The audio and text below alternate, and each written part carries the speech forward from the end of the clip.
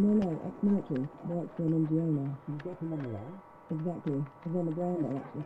I should really, get back to it. Of course. Go ahead. Oh, and Kate, send me a note later. Thanks. Hello, Nathan? Sorry to keep you waiting. My editor. Where were we? Hey, you were asking about the guy, the one that went back there, the guy that, Ah, that's right. And did you know him well? No, not really. He worked maintenance on our trucks. He was employed by IDAP. No, nothing like that. I mean, he just helped us out a few times. Off the book stuff. Guy was a local mechanic. Family business type thing, you know? I see. I remember he had a place on the edge of town, not far from our setup. We'd chat from time to time. He's a nice guy, friendly.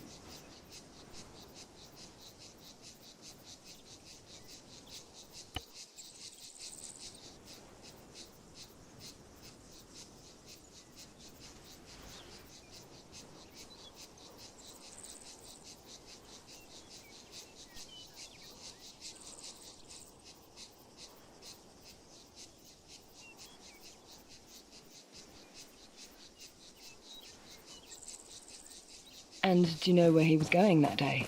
To the church. He was going to church. No, don't get me wrong. I mean, that place had been abandoned for almost a year. But he was looking for his brother. At the church?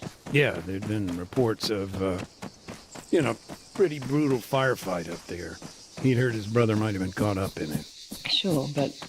And I'm not quite clear on this. Was his brother still alive? Honestly, I don't know. I don't think he knew either. Seems like he was on his way to find out. So, his brother, he was in the army? Yes and no. It's complicated. You gotta remember it was pretty chaotic back then. Of course. Okay, let's back up a bit. Sure. What complicated the situation? Just the history of it all. His brother had been a recruit in the Alta's Armed Forces, boot camp, basic training, you know. Well, this is back when NATO was still keeping the peace. But after U.S. forces pulled out, apparently he deserted. Do you know why? No, just, I know they argued a lot about it.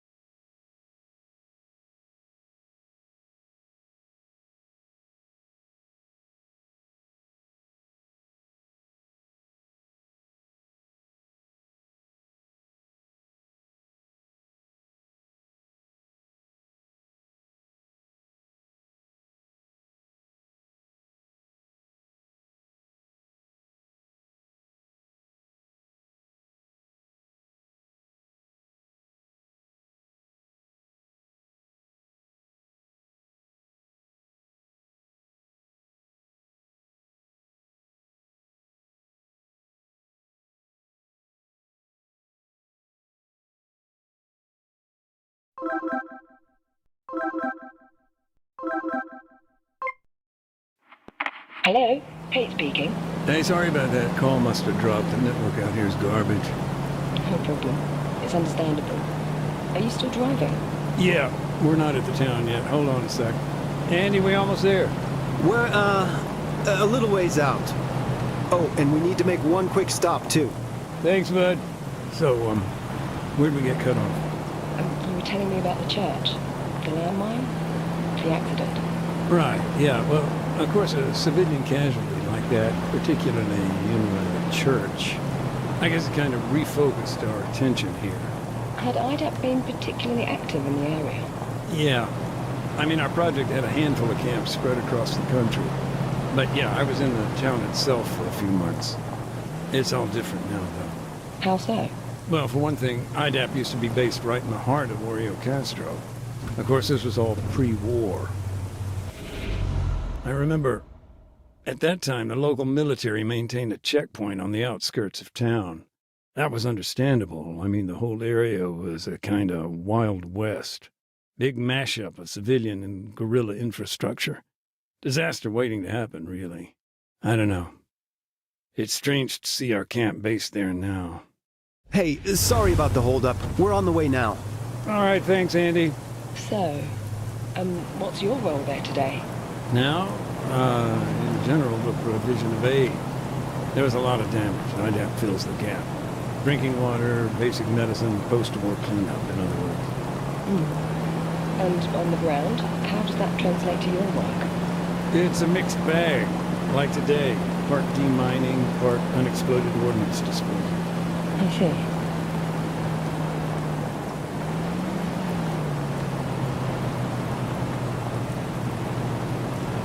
Heads up, Mac. Almost there.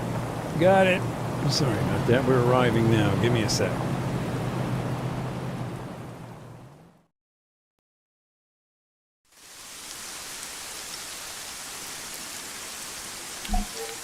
All right, Mac. That's your stuff all laid out here. Hold on just a sec, Kate. I need to get set up. Take your time.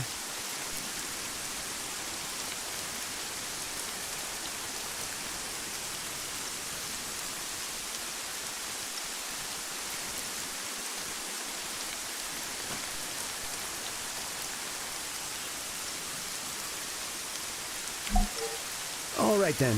You got everything? Detector working? You remember how to switch it on, right?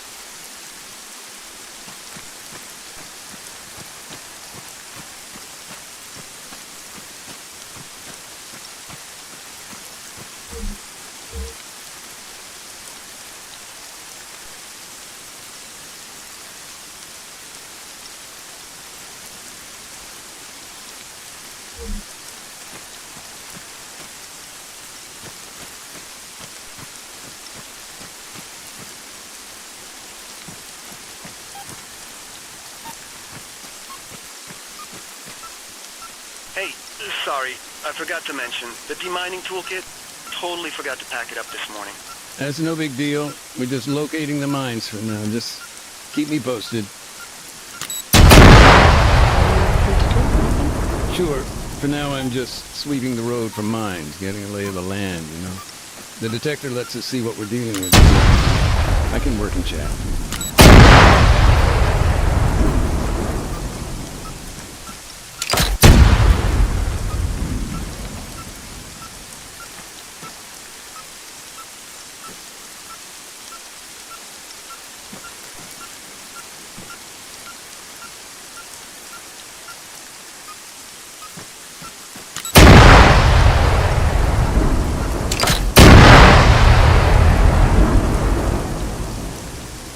Question. What happens when you do find a landmine? Ordinarily, we disarm it, but today, small oversight, we haven't got all our gear right now. Oh, it's on the way, I hope. Yeah, it's all good.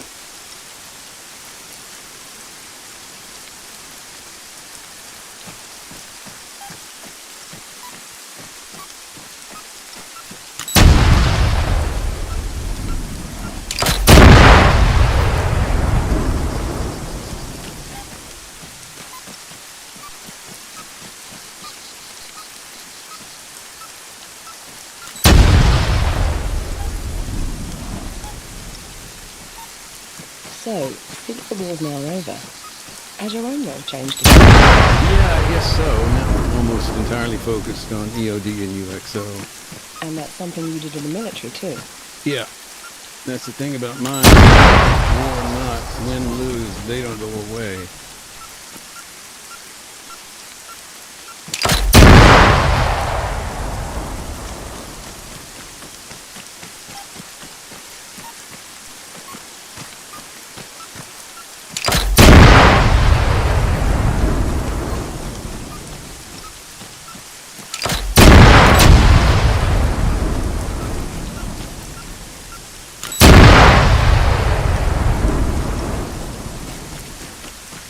How many minefields are you facing on Altis? That we know of, 22.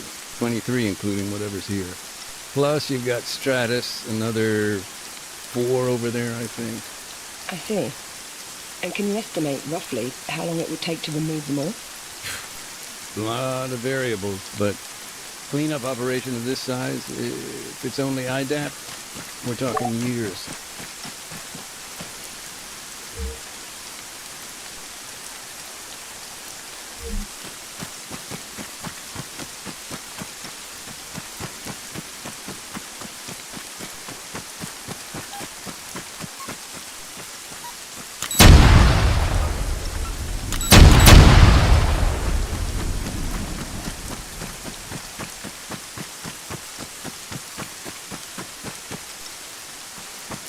Do you ever get nervous? Yeah, but not when I'm working. It hits you after. Or before.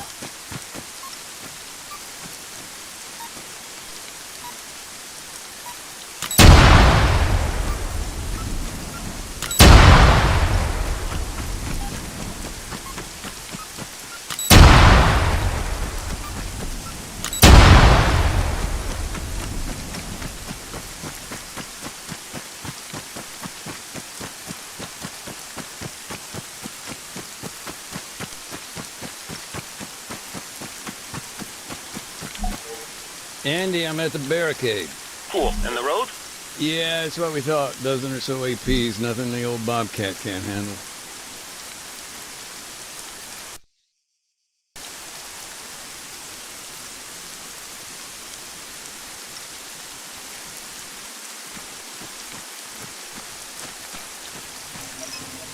How well do you remember the town? You mean... Hey, quick tidbit for you.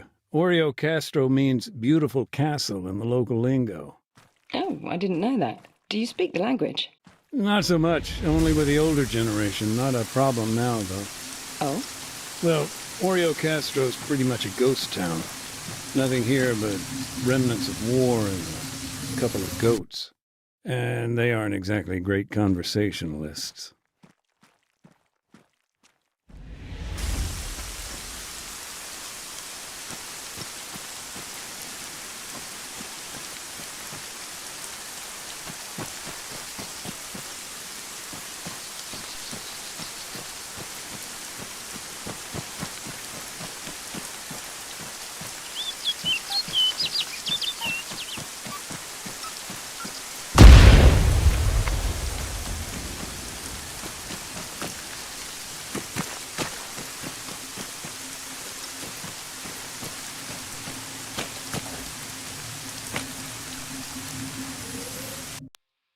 The people here, they didn't have much love for their army.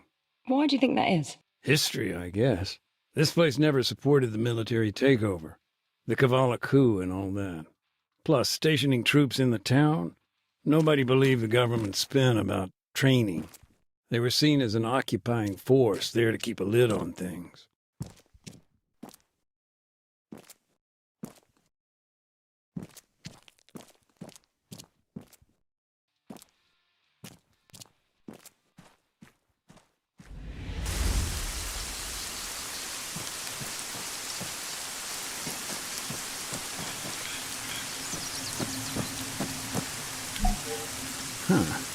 I got a blocked door here.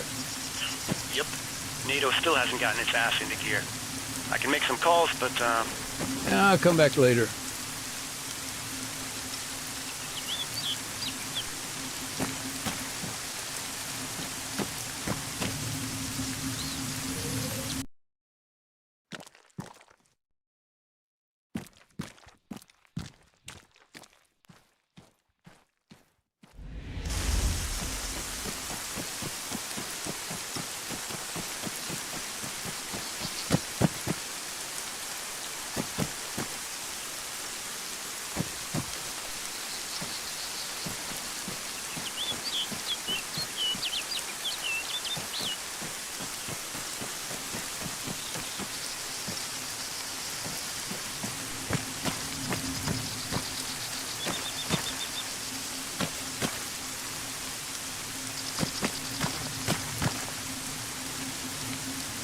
do you hope to achieve in the town?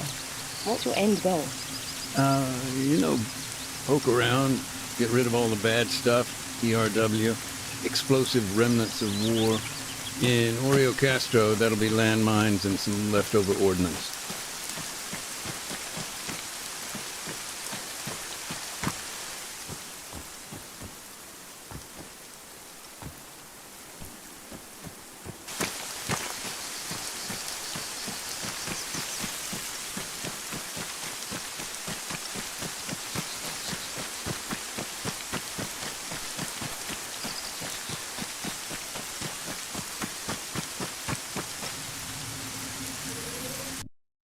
There was a beautiful oak tree here once, 300 years old.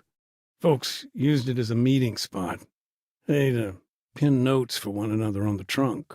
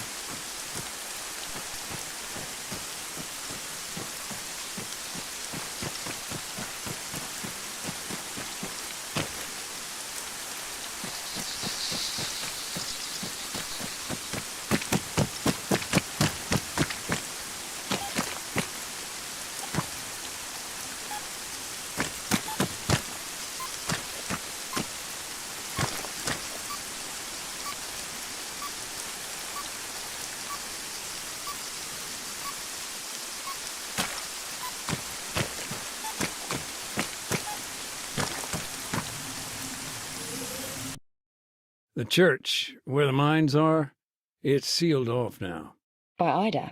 No, NATO. They lost some guys there in the firefight. One of their EODs is helping clear the place. But, he's not exactly moving quickly.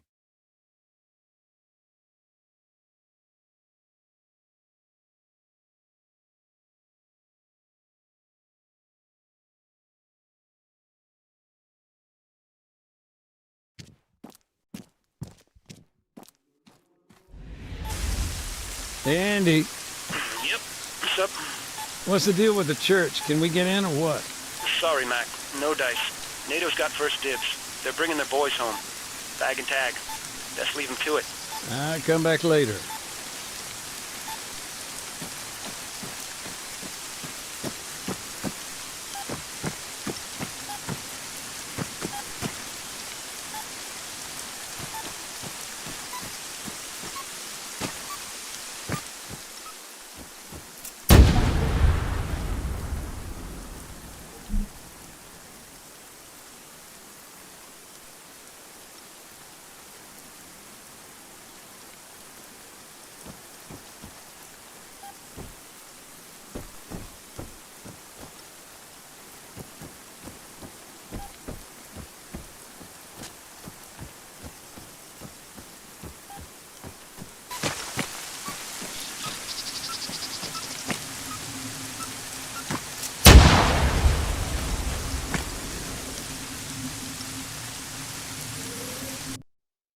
The mechanic you've been telling me about, he and his brother, they'd always lived there.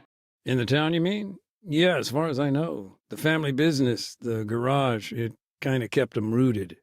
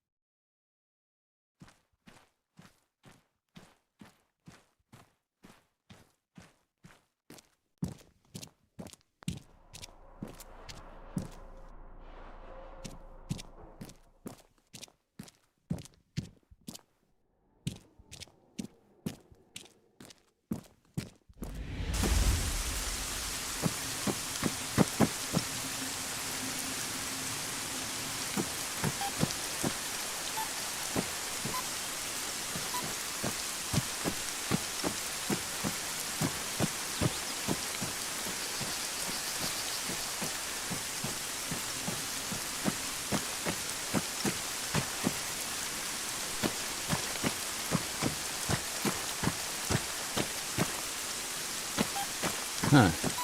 Where our camp used to be. Anything left? Not much. Few memories, maybe.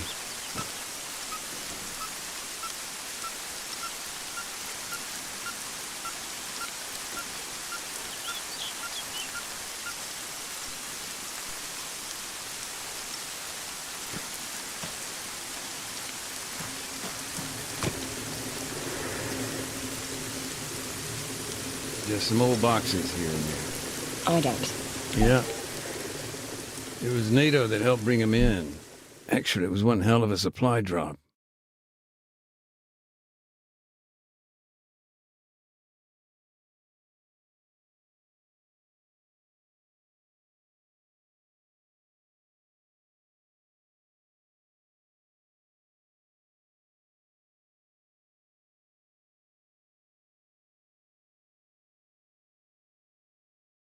So, the supply drop, this was when exactly?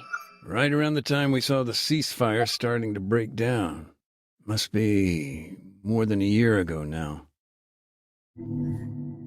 So, at that time, your camp was in the center of town? Yeah, things were getting pretty desperate, though. I remember we hadn't been resupplied in months. No food, water, medicine. We were used to issues with logistics, but I don't know. In the end, it got so bad U.S. forces prepared an airdrop. Not an easy task, considering, but those crates, they really were life and death. That's why we needed somebody on the ground. Someone to make sure they came down okay. And who was that?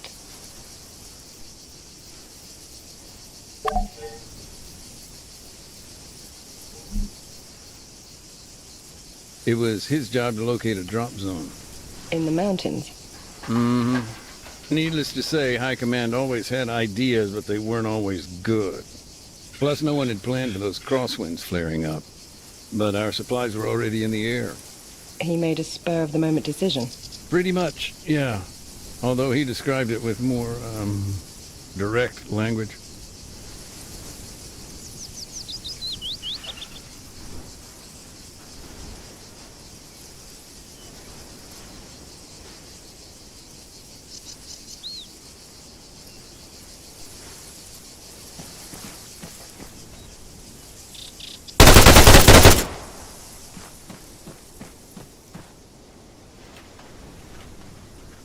Adams, he went out alone?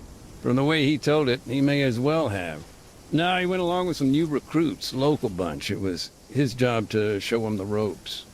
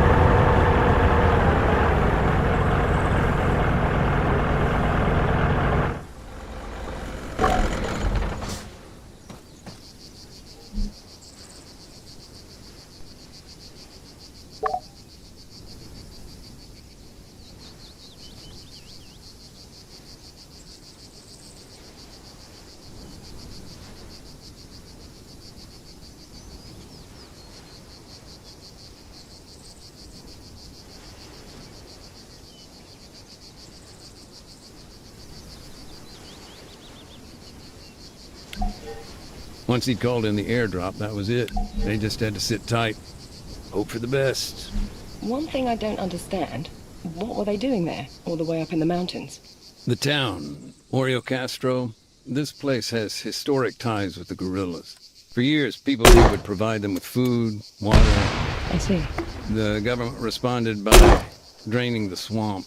And that involved sending soldiers? Yeah, point ops. Adams and his guys were there to remind them of their R2P. Just a sec, I'm getting a bit lost in the lingo here.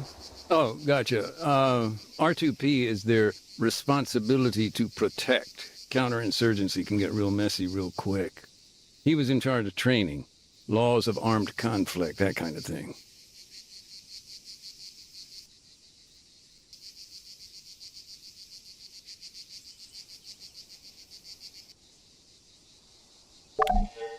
Adams normally tossed out an orange smoke grenade, which marked his position for the pilot.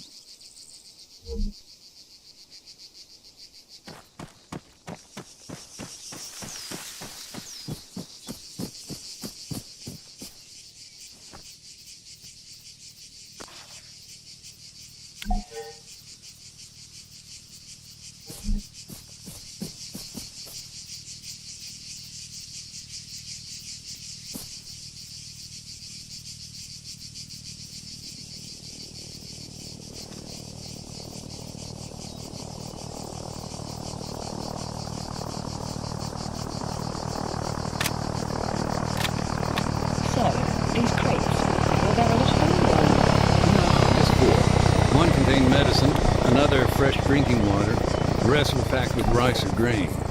Adams had to inspect each one individually. Later, we'd arrange collection.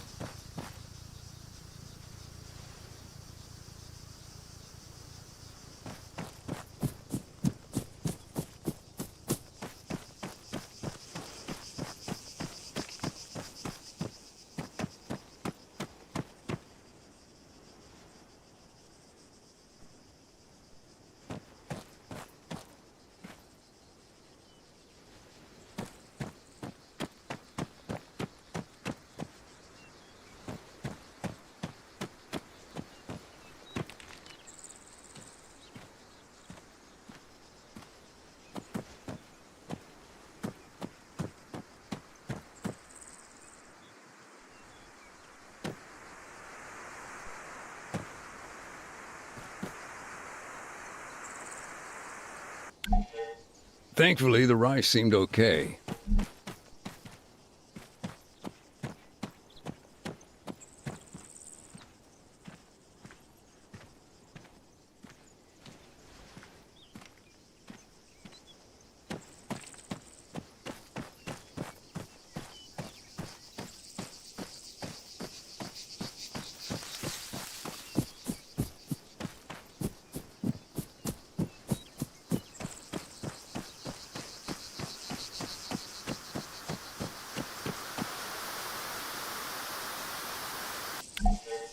It wasn't uncommon for the sacks of grain to split on impact, but that time, we got lucky.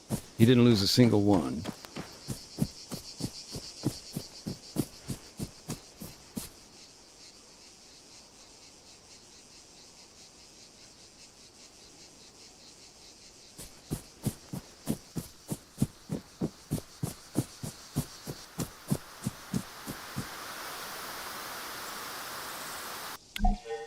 The medical items, you can imagine how pleased we were to see those arrive.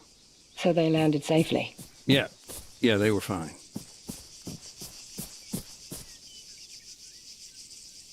I see movement. Car. 400 meters, bearing 210.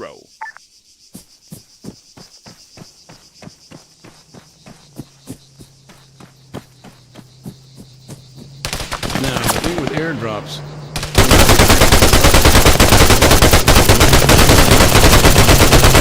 They're gonna get you noticed.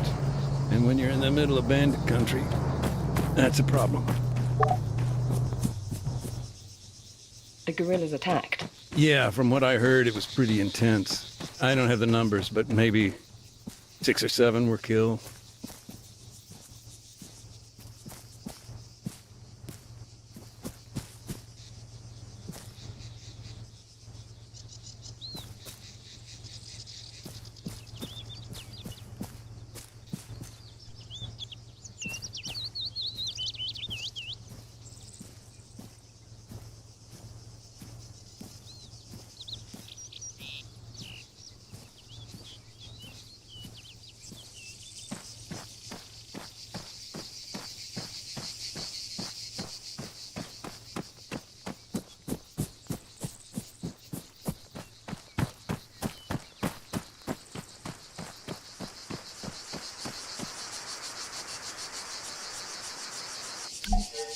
As I recall, the bottles of purified water were fine. We'd been waiting on those for weeks. And what happened when the supplies had been secured? Adams would fire a flare.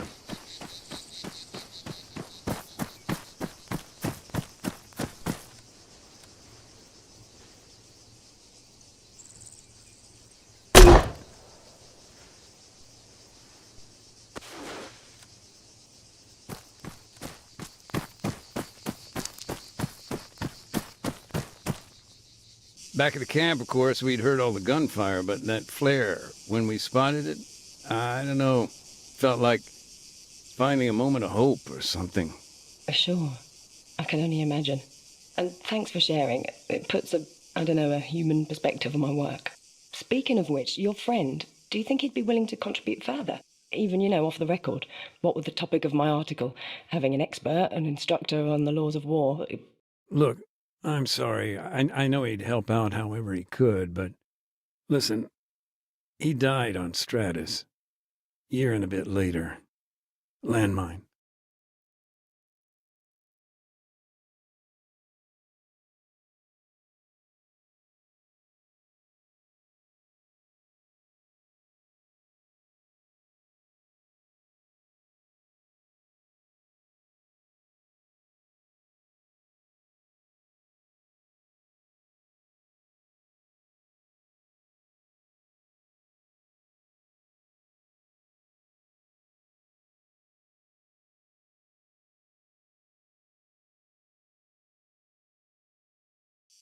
Mac, heads up. Bobcat's on the move. Driver's waiting. That's fine, thanks, Andy. Hey, Kate, bear with me. It's gonna get a little noisy here. We gotta clear out some noise. Take your time. Just let me know when you can talk.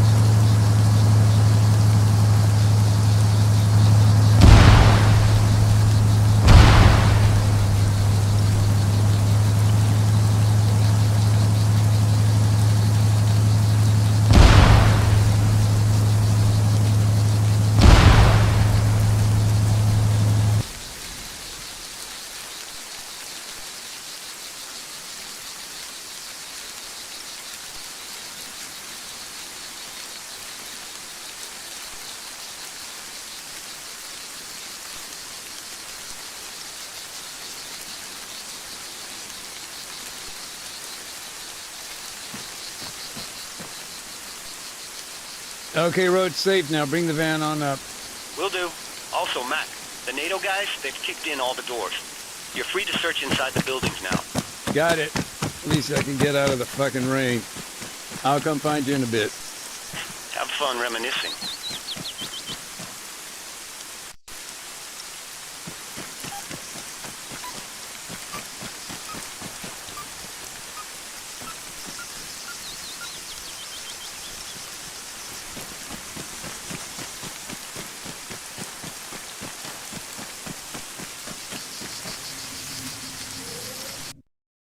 How does IDAP distribute aid? It's a big logistical operation. Oh, yeah. As the name suggests, we're an international organization. You wouldn't believe the paperwork. Supplies come in from all over Europe, end up at our depot in the Netherlands. And they're shipped out from there? Mm-hmm. Worldwide. Ground convoys make up the last leg of the journey. Though sometimes we rely on helilifts and airdrops. I got a UXO here, dug right into the wall. Shit. You'll need the toolkit for that job. I'll get on the horn to dispatch, see what's taking them so long. I'll come back later.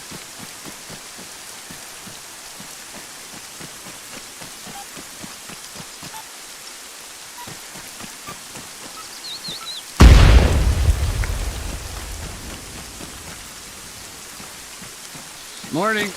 You been in? You kidding me? I ain't going in there, man. That shit's all yours.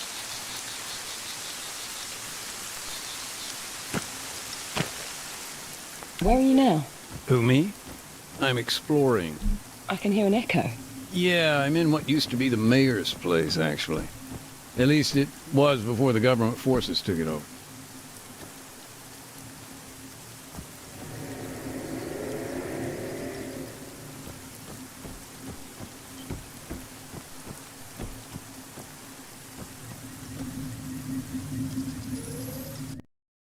Tell me more about Staff Sergeant Adams. You met him on a previous deployment. That must have been in Generous, right? No, actually, this was after I'd left the military. Previous deployment with IDAP, Pakistan.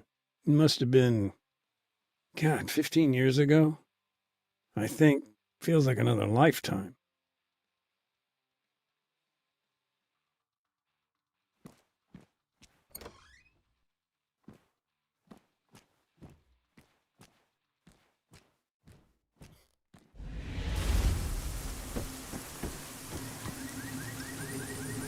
I got a leaflet here. The Army must have scattered thousands of these. Propaganda. Something like that. This one says, there's still time to surrender. Maybe a bad choice of words considering.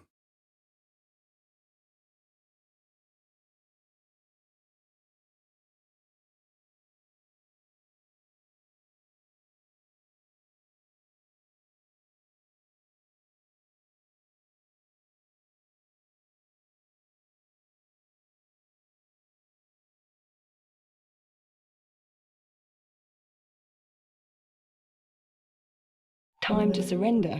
What's the context here? This was last year, September. These leaflets, they were dropped maybe a day before the fighting began.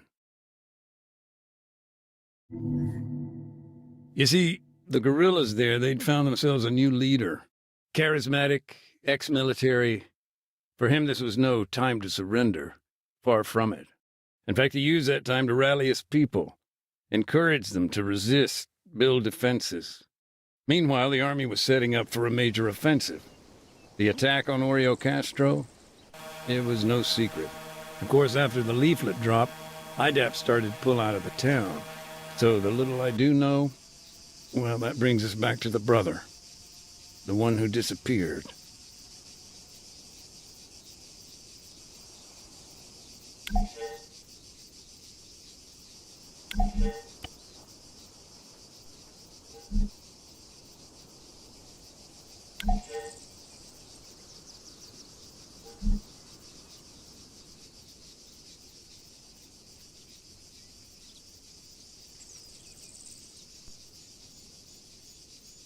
His name was Alexis. He'd volunteered to build a barricade. Town was his home, after all.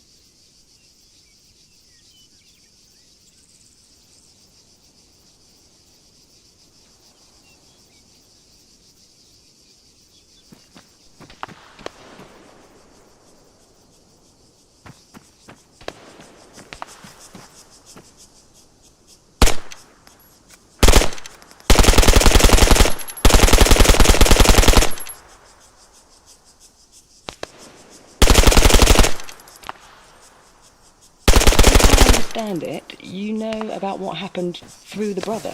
Alexis, was it? Did you meet him? Not directly, but, it's a small town, right? People knew Alexis. After what happened here, I talked to the locals. Found out what I could. The rest of what I know is pieced together from the commission report itself. Actually, that incident report, the evidence you submitted, that's partly why I asked for the interview. I want to gain a human perspective. Well, that's understandable. I mean, for a humanitarian commission, those reports tend to be, A little detached. Yeah.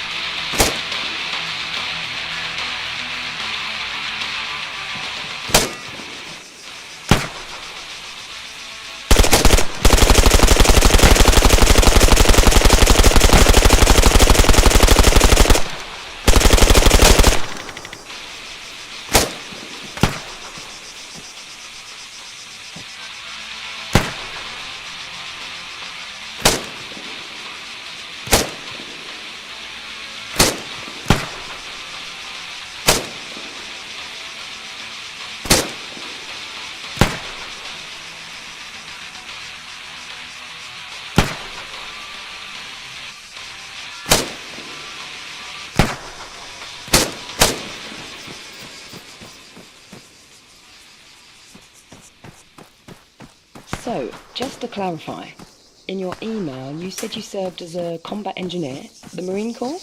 That's right. South Zagoria, generous.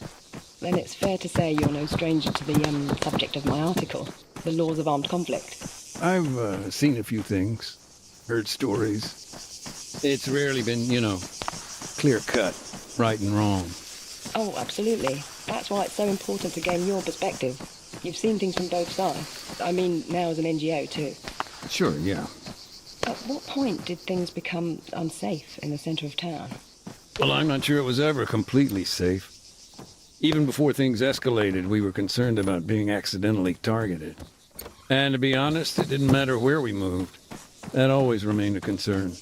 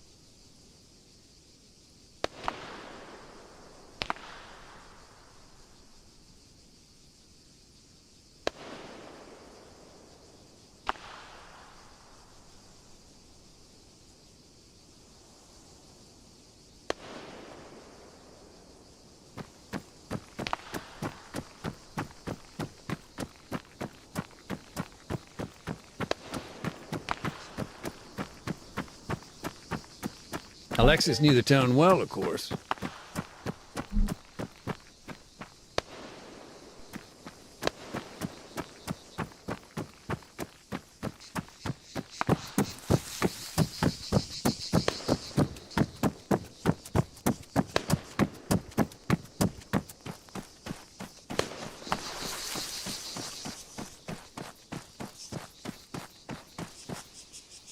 Do you think Alexis, thought twice about taking these vehicles?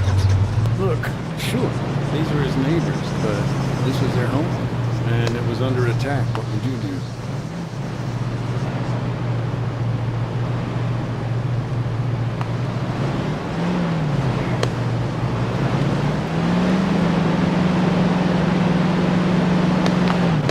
Help me out with some context here. This barricade. It was crude, right? A gap between two outcrops of rock, natural bottleneck. The guerrillas hoped to block the road by jamming it with vehicles. As for the vehicles in the barricade, the commission actually linked the plates to a number of locals. Of course, several were still missing after the incident, so the investigation made some assumptions.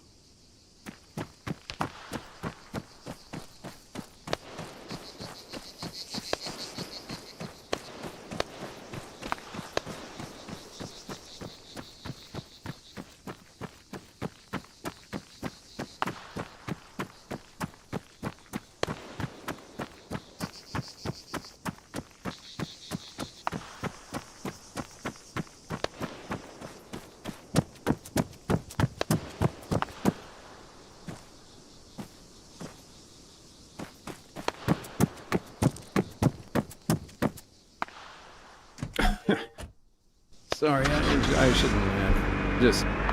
I was thinking, he even took a local priest's car. I remember I was talking to Father Georgiopoulos, and he was actually very good about the whole thing. How so? Something about rich men and camels.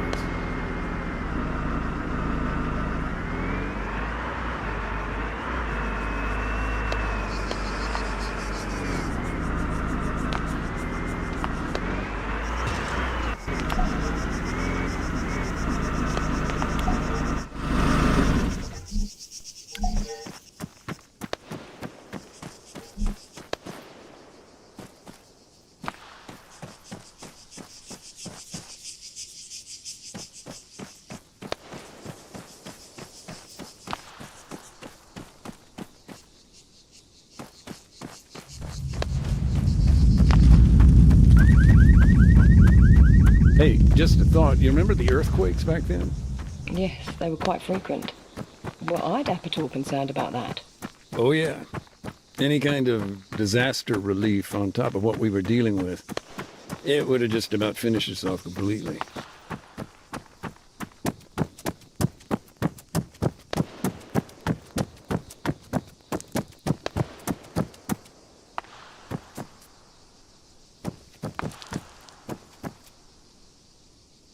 IDAP's neutrality was one thing, but the situation they faced was quite another. You mean to say even your own vehicles were commandeered? Nothing like biting the hand that feeds you, huh?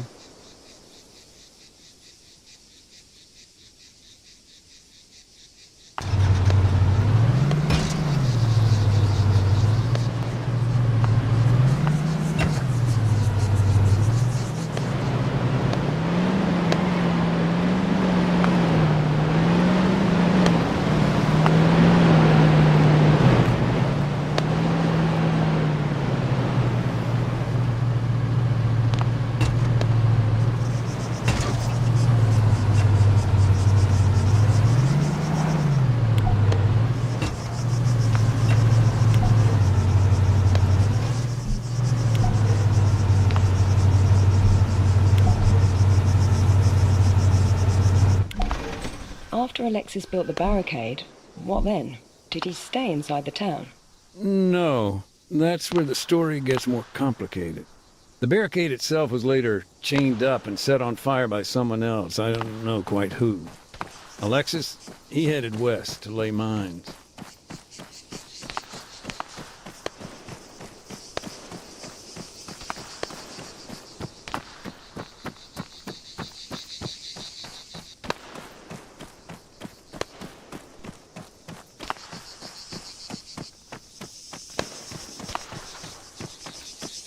Anti-tank mines were already in the ground. If there's no pull fuse, and so long as they've not been stacked, they aren't too hard to remove. But Alexis, although he didn't use anti-handling devices, he did create a hybrid minefield. AT mines. Mixed with APs. That's it, yeah. He put anti-personnel mines around the anti-tank ones, made clearance all that much harder.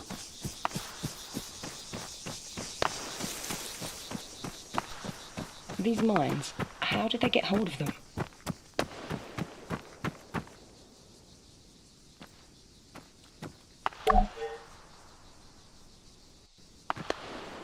They got them when the government's outposts fell into guerrilla hands.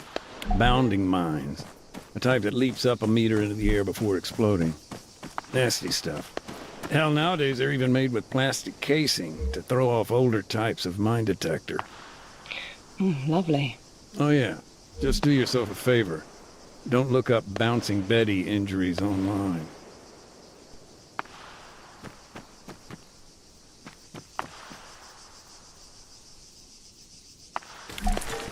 It was important for Alexis to place his mines near the anti-tank ones.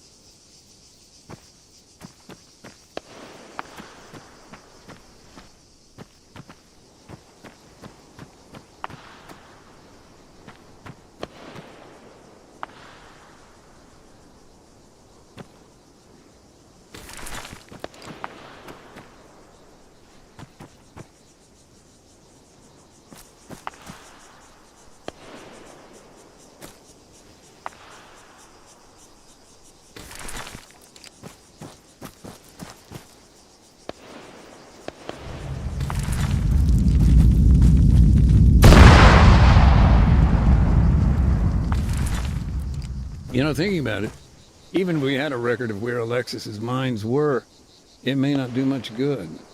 No? I thought minefield maps were a key part of your work. Most folks don't realize, but landmines, they don't stay put. Heavy rain, landslides, keeping a map current ain't so simple. And with all the earthquakes in this region, there's little chance they'd all be in the same place. I don't know. Maybe just gallows humor, but we've got an expression for that. Landmines have legs.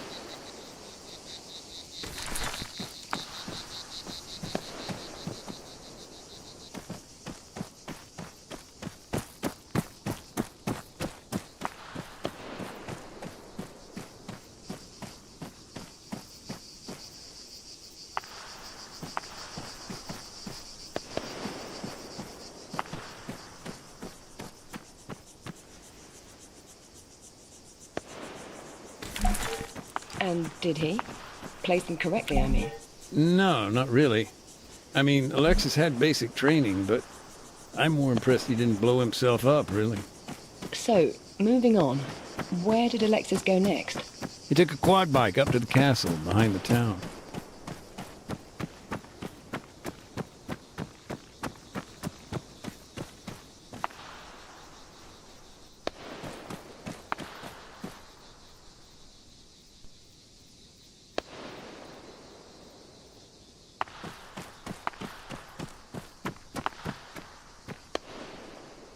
The castle? Why? He was needed at the guerrillas' base camp.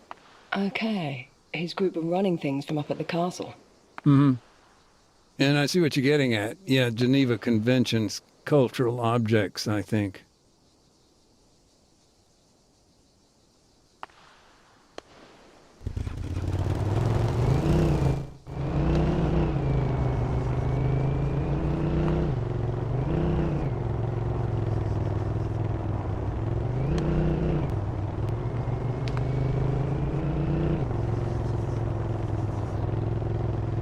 The barricade. There wasn't any way around it then? From the road? No, well, not unless you cut through the compound.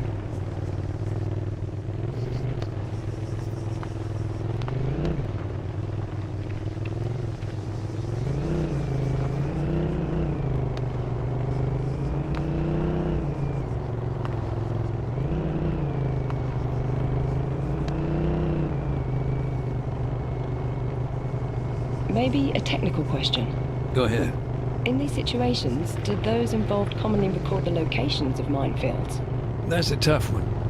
Take this situation, for example. I'm convinced Alexis would have made a record. It's his home, after all. But do we have access to that information? No. And that's the problem. Things, information, people, landmines, they get lost in the fog of war. But that's the thing about landmines. Lost or not, they stick around. They wait to be found.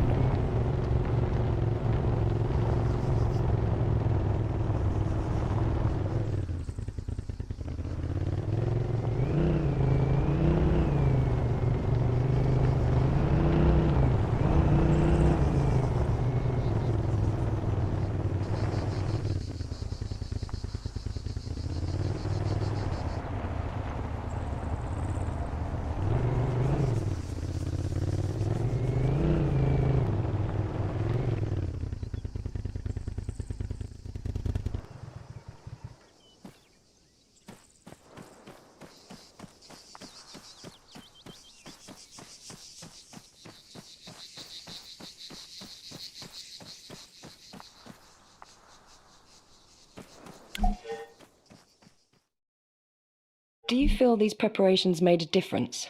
In the short term, I do, yeah. The barricade held. The government's tanks were knocked out on the road. And in the long term?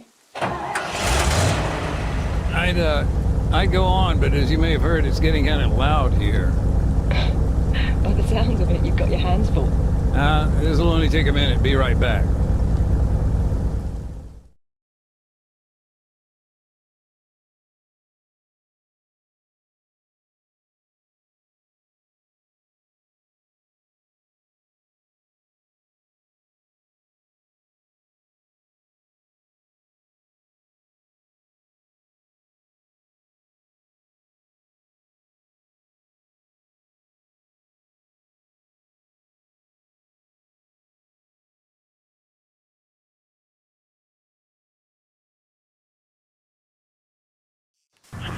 Bet you wish we had one of those in Pakistan, huh?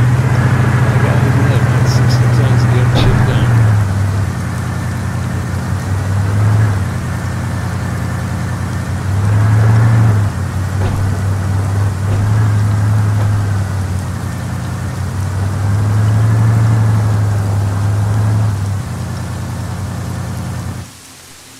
Oh, by the way, while you were busy chatting to, well, whoever that is that isn't your wife. I told you, Andy, she's a journalist. Get to the point.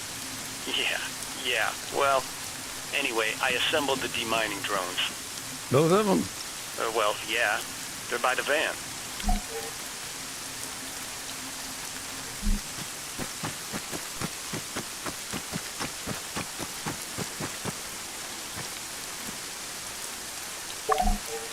All right, got the terminal. Cool. So just connect it to a drone and, yeah, take control.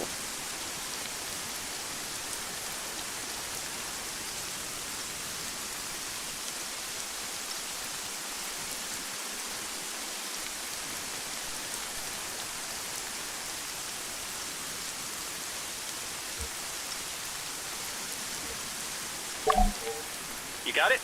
Looking good. So, you're gonna want to use the auto hover mode. Switch it on whenever you need to stay in one place. Auto hover, right. I'll arm the explosives once you've reached the minefield.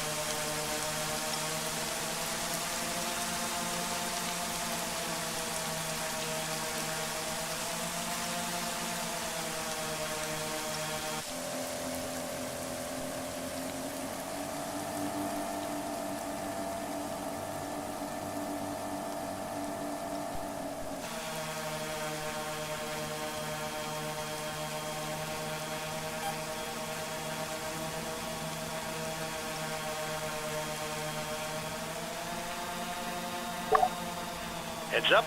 Enabling charges. Okay, now, the bombs. You only got 4. Release one and it'll drop straight down. Simple physics. If you run out, fly over to the van. There's plenty spare. Thanks.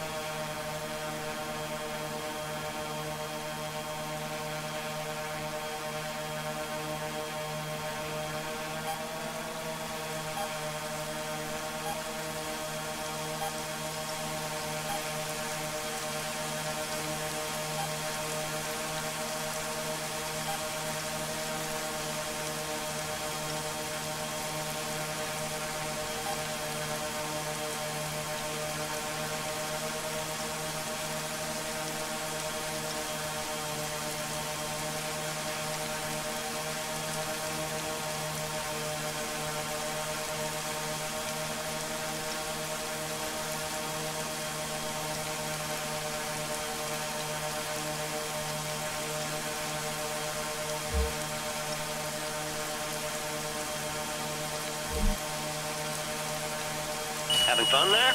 Making things go boom, you know it.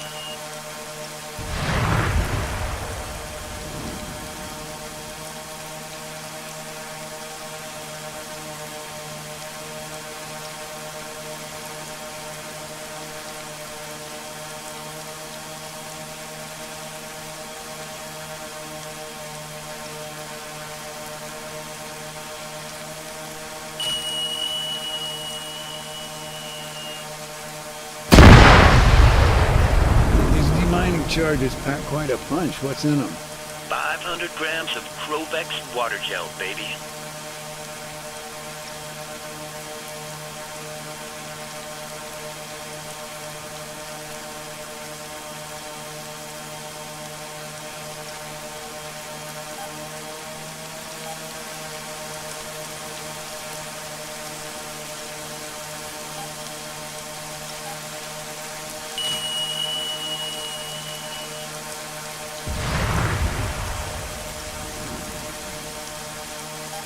out.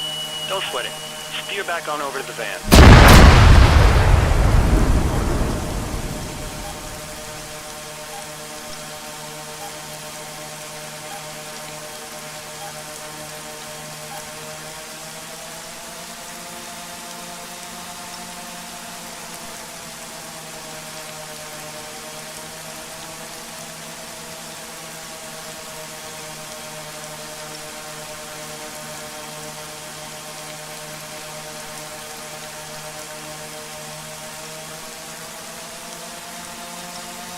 Safety's on.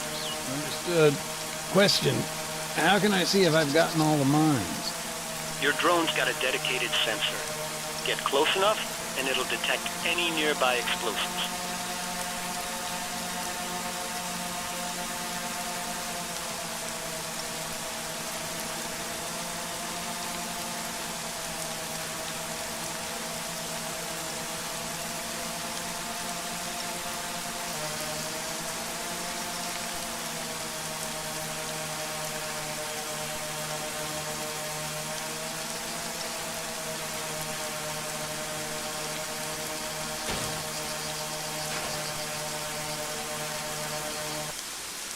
Shit. I think I just totaled our drone. Sweet Lord, give me patience. All right, let's use the other one. Maybe we can say it malfunctioned.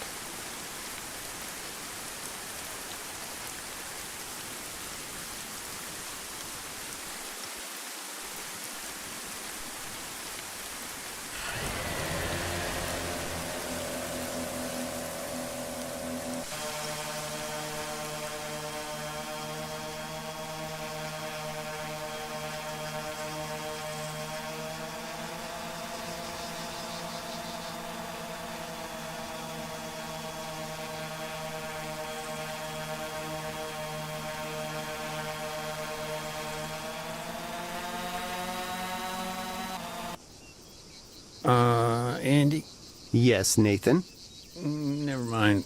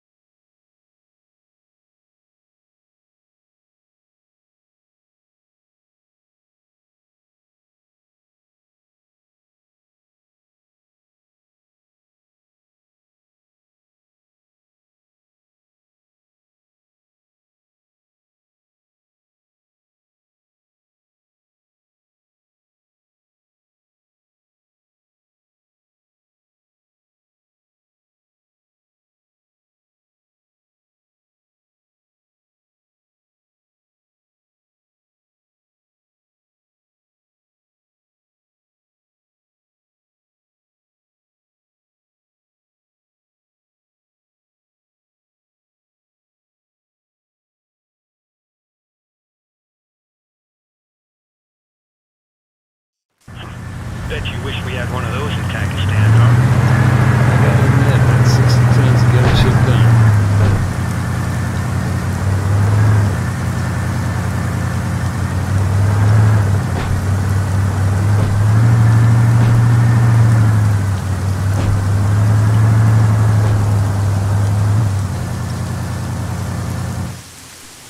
Oh, by the way, while you were busy chatting to, well, whoever that is that isn't your wife. I told you, Andy, she's a journalist. Get to the point. Yeah. Well, anyway, I assembled the demining drones. Both of them? Well, yeah. They're by the van.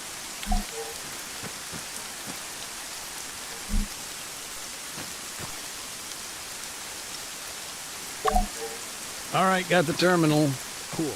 So just connect it to a drone and, yeah, take control.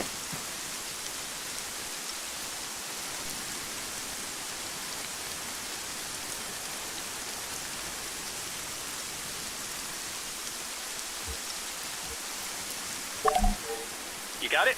Looking good. So, you're gonna want to use the auto hover mode. Switch it on whenever you need to stay in one place. Auto hover, right. I'll arm the explosives once you've reached the minefield.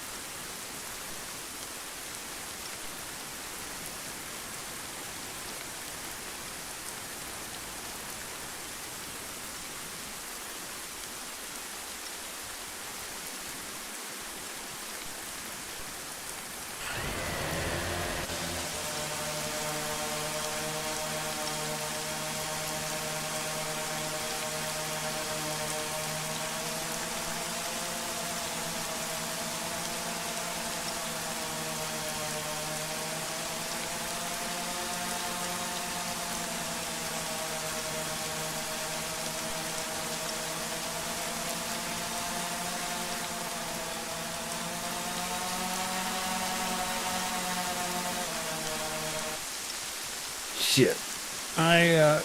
Yeah, I think I just totaled our drone. Sweet Lord, give me patience.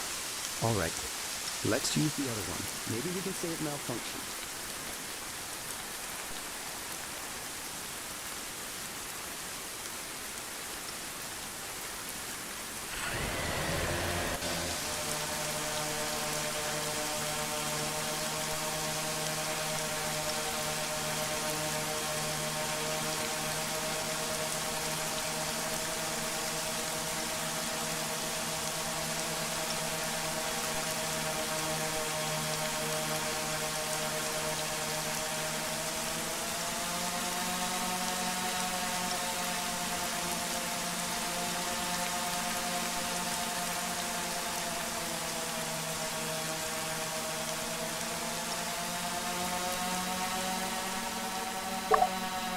Heads up.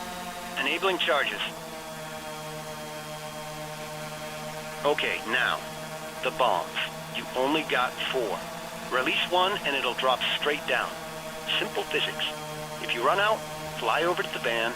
There's plenty spare. Thanks.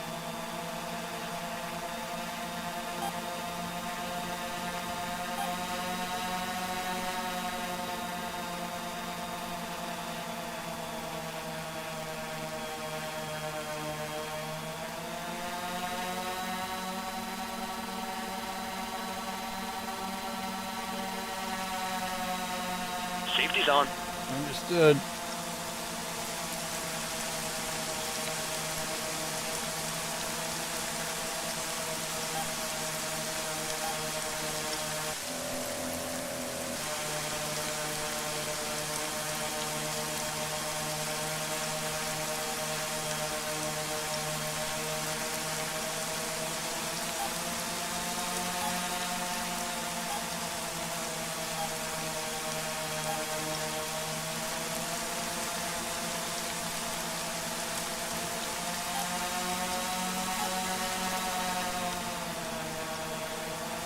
Having fun there? Making things go boom, you know it. Andy? Yes, Nathan? Never mind. I'm out. Don't sweat it. Steer back on over to the van. I'll rearm you.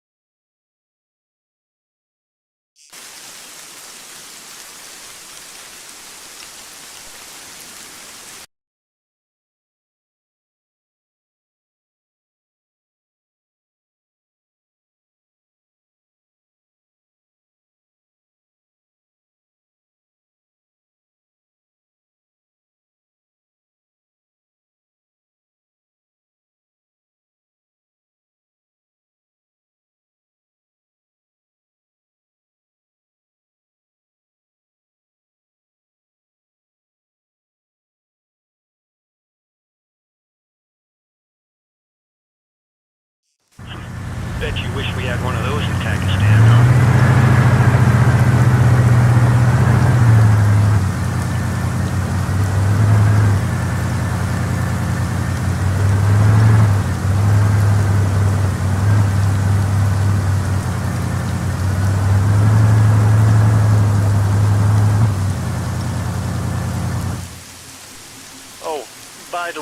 while you were busy chatting to, well, whoever that is that isn't your wife. I told you.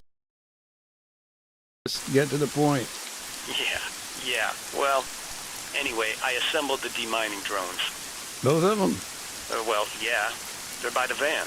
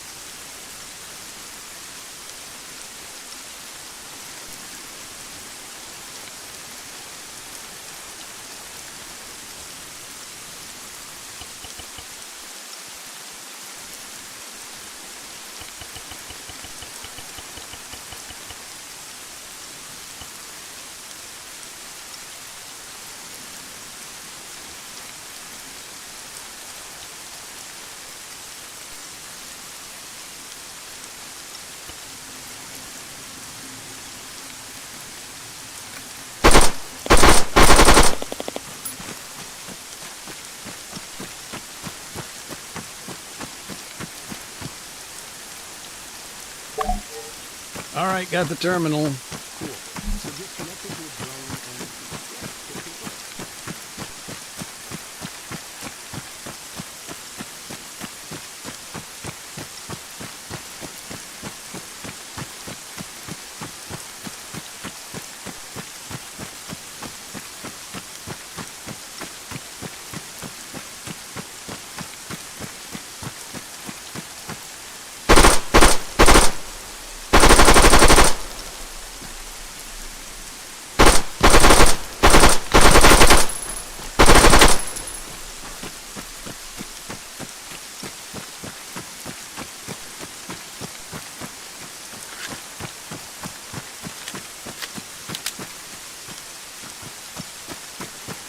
Hey, this minefield, how far you think I'd get if I ran straight through the middle of it?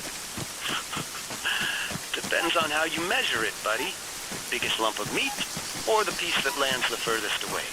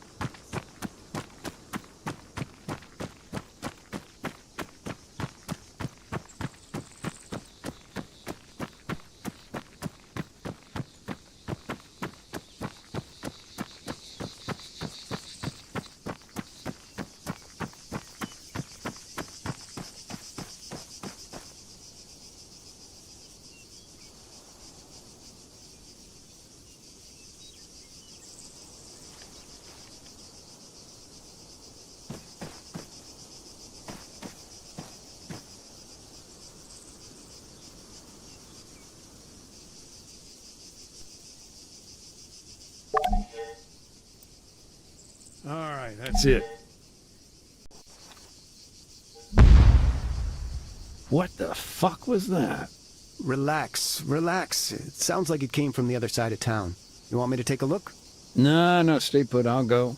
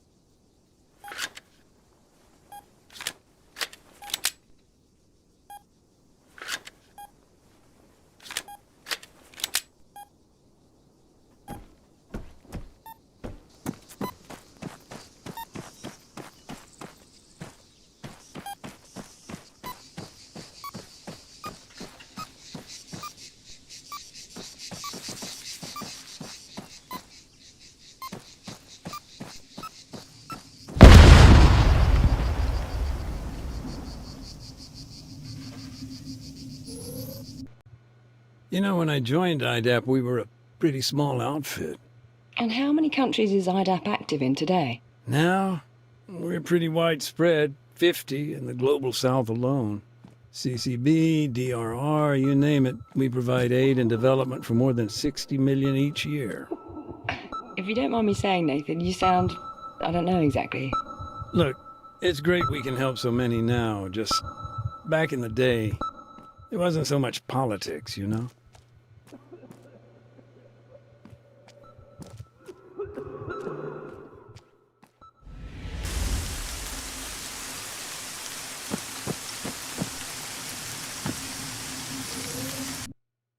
Our camp in the town, I still remember it clear as day. Were there many of you? From IDAP? No, not really. 4, maybe, sometimes a couple more, depending on what we had going on. It was mainly logistics, but we did have a doctor and an ambulance.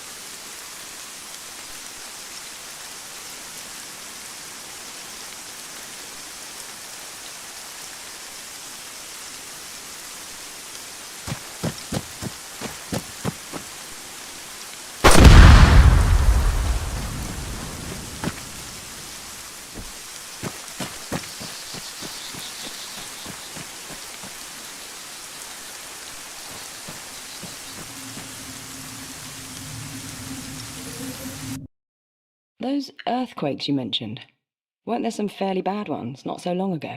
Nothing too major. The worst came during NATO's invasion, actually. Solid 4s and 5s on the Richter scale. The soil out here is pretty loose, though. Folks were worried about gas lines getting damaged. Turns out they were right to be.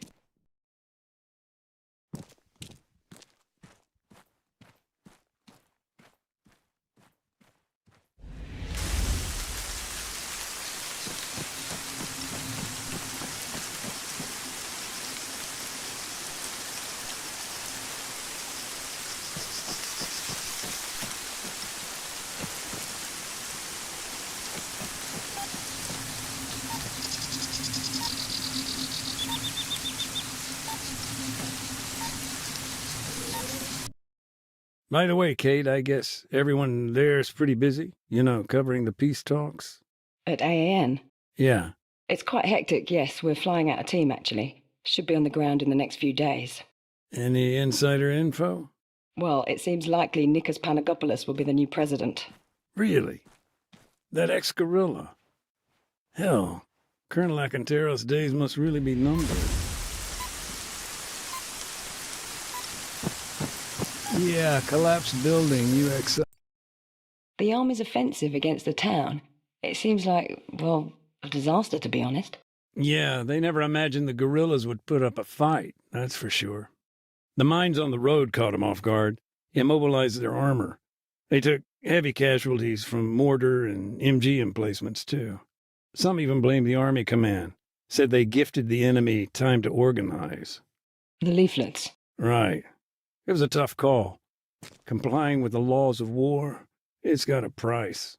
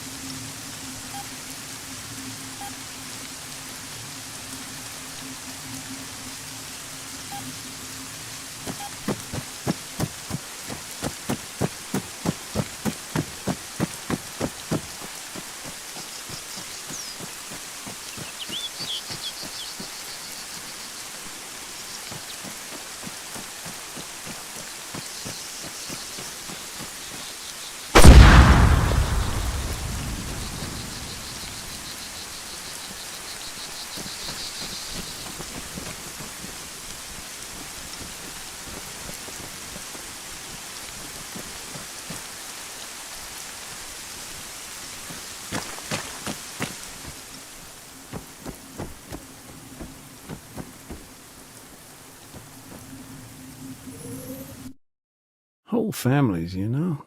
What's that, Nathan? Sorry, I'm talking to myself. Old habit. Just this whole mess. The war. Everything. I focus on my work, get the job done, but now and again, it's hard not to think. What happened to the folks here?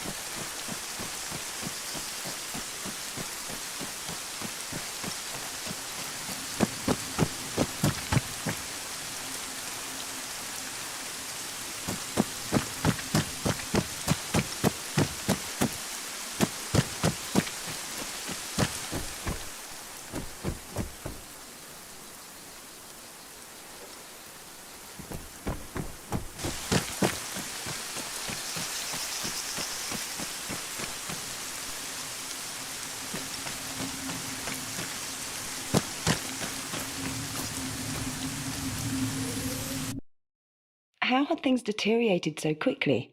I mean, Altis is not exactly third world, yet food became scarce. It's the little things. A local delivery stops, trawler is damaged, farmland gets mined. It's an almost imperceptible but fragile network. So when war comes, things just fall apart.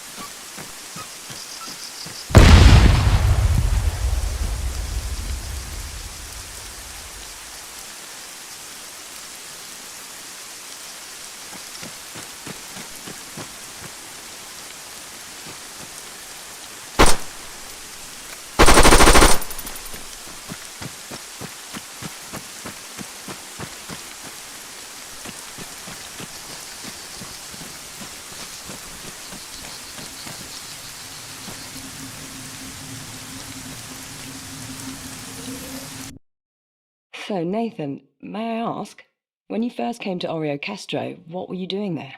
IDAP asked me to give some talks on landmines. Talks? Who with? Anyone who'd listen, really. It was all about raising awareness.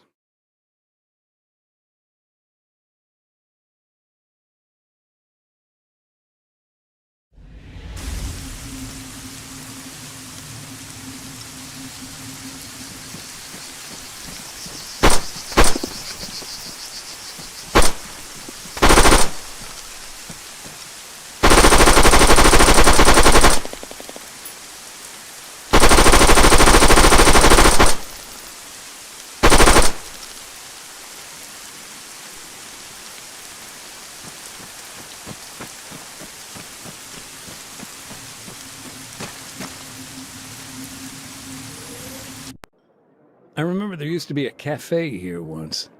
Local place. Actually, that's an understatement.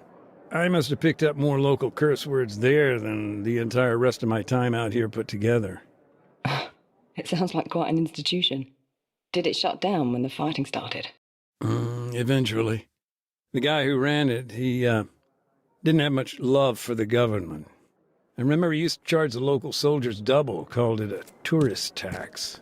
And one night he was bundled off in the back of a truck. Never saw that guy again.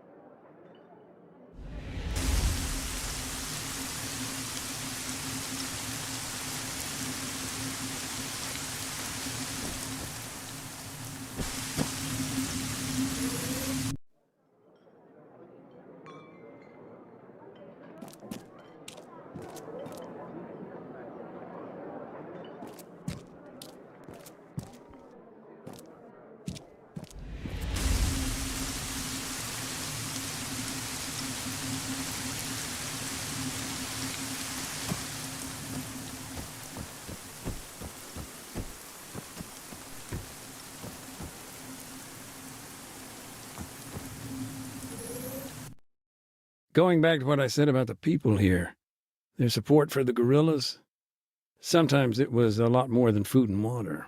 What, guns? Yeah, even after the government troops arrived, garrisoned their mayor's house, folks were still doing all they could for the cause.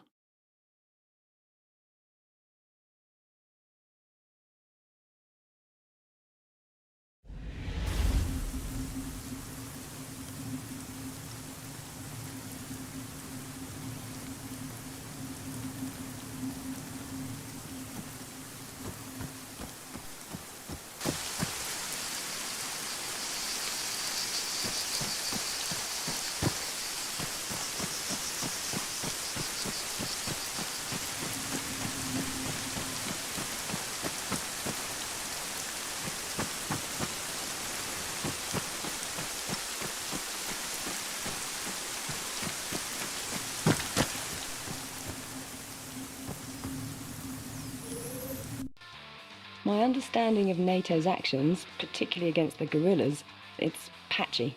Maybe you could help fill the gaps? Sure. Well, aside from the odd direct engagement, it was mostly aerial support, drone strikes. Of course, that all came from the air base, the one on Stratus. I see. Not Altis. No. Even before they were forced to leave, their presence on the mainland didn't stack up to much.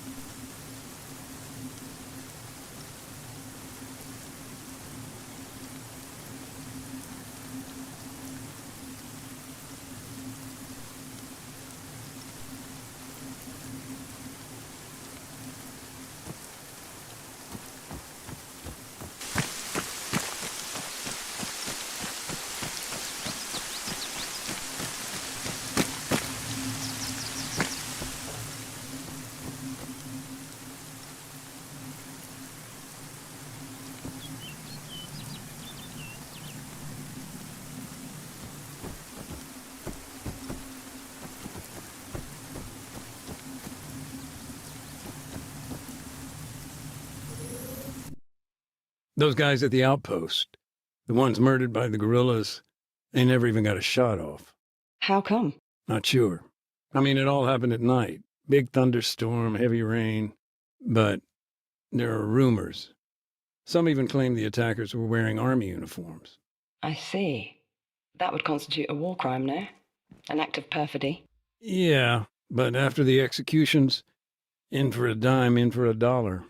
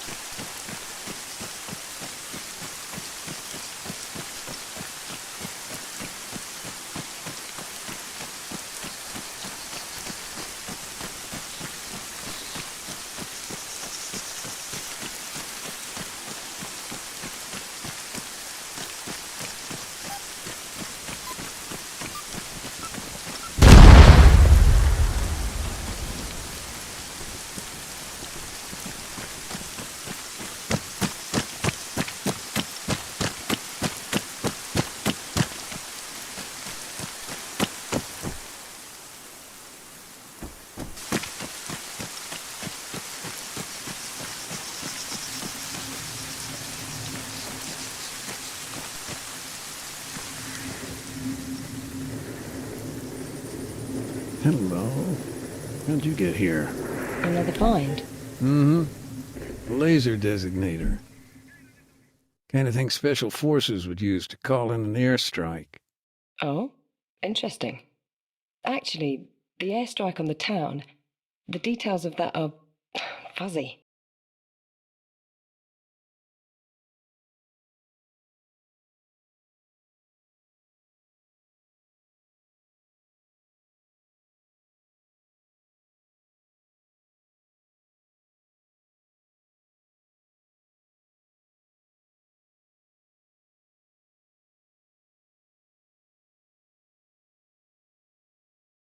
Do you happen to remember it well? The airstrike, I mean. Yeah. October 13th. Cluster bomb. Town was shook up pretty bad. The army just wasn't able to capture the place. And Colonel Arcanteros, he did not tolerate failure. So he asked foreign powers to intervene. Come in, break the guerrillas' resolve. Right. And the evidence in the commission report, doesn't it point to CSAT? Yeah. But truth can be the first casualty of war. Sure, but didn't somebody witness them in action? From a distance, yeah. Though he wasn't exactly what you'd call reliable. Guy was a goat herd. Barely spoke any English. That was not in the report I read. It never is. Still, he did say they came down by parachute, and that at least was corroborated by multiple sources.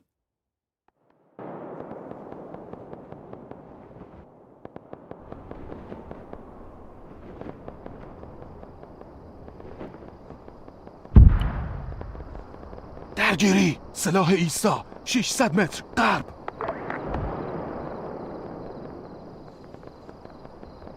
These operatives, then? They moved in on the castle? Yep. Must have been a fire team at least.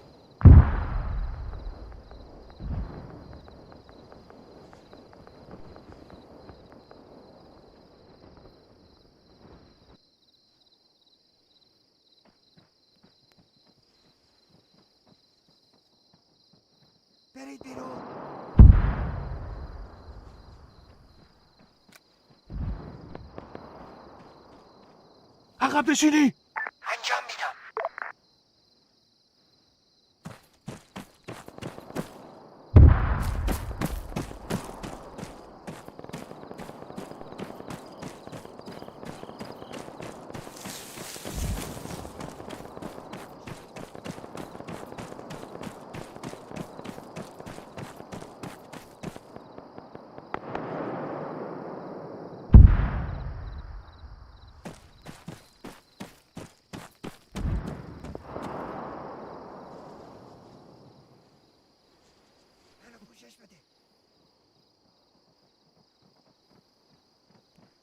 پوشش میدم برو.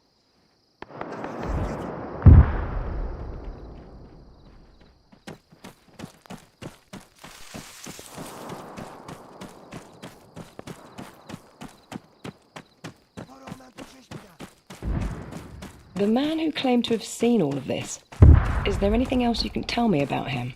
Not much. Like I say, simple goat herd. Lived alone. Small stone shed just north of the castle.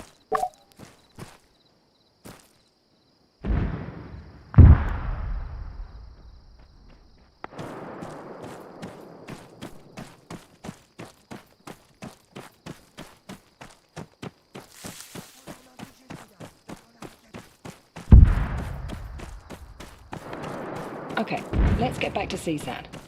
What were they doing there, on Altis, at this time? They were an embedded training team, ETT. Officially, they were just there to oversee counterinsurgency operations. And unofficially? Anyone's guess. A lot of different rumors.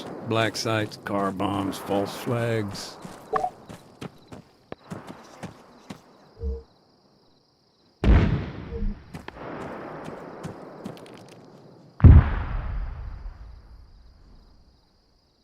هدفگیری شد. درگیری تیرانداز 100 متر در جلو. هدف مشخص. خشاب بذار. بچه ها حرکتم رو تکرار کنید.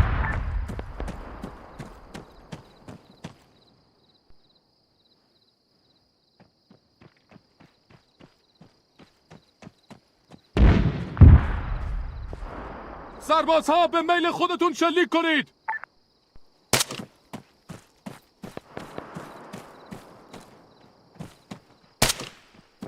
تفنگدار 100 متر جلو.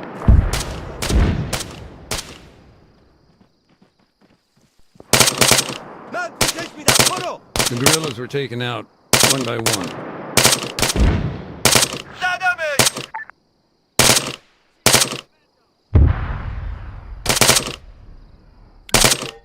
When things kicked off, there was a short burst of panicked radio chatter.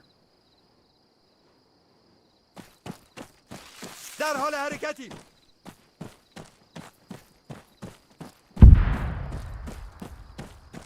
در حال حرکتی.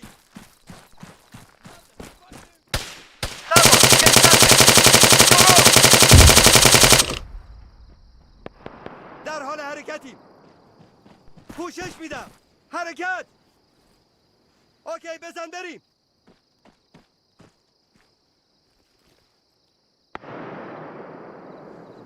حرکت میکنیم. حرکت میکنیم. افسر 85 متر جلو. Shots fired.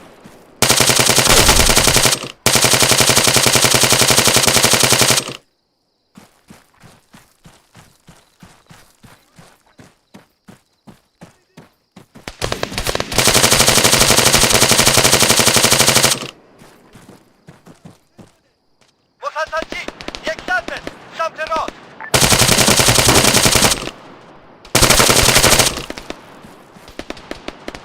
من 75 متر جلو.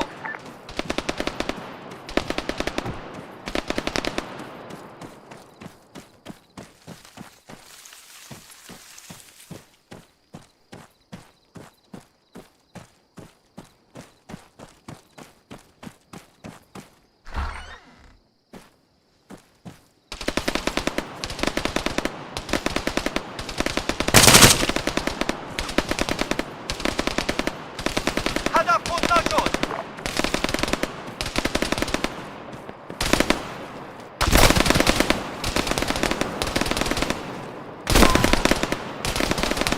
پوشش میدم.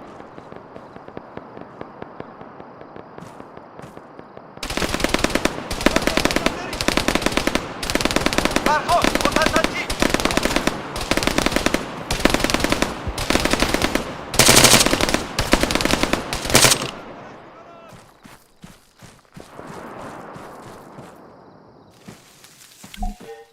Then, silence.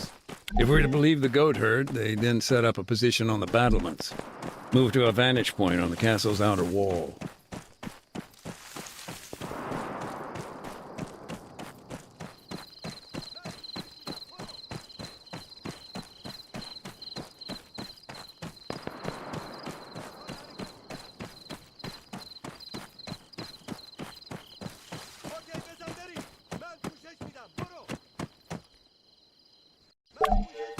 Okay, according to my notes, several targets were identified from afar, presumably by these special forces at the castle.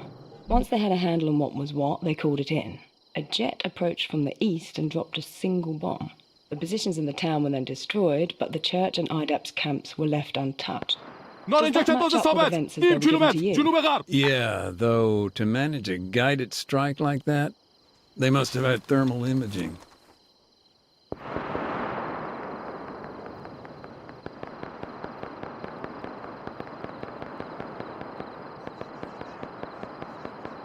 افسر 600 متر جنوب غرب.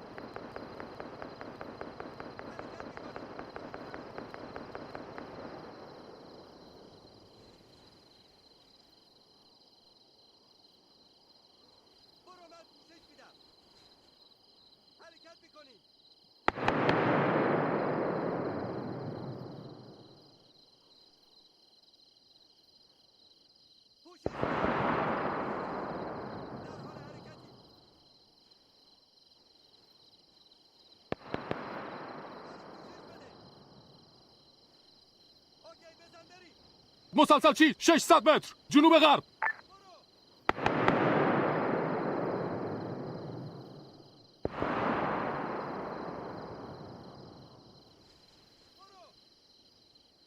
درخواست حمله هوایی به موقعیت فرستاده شد. تمام.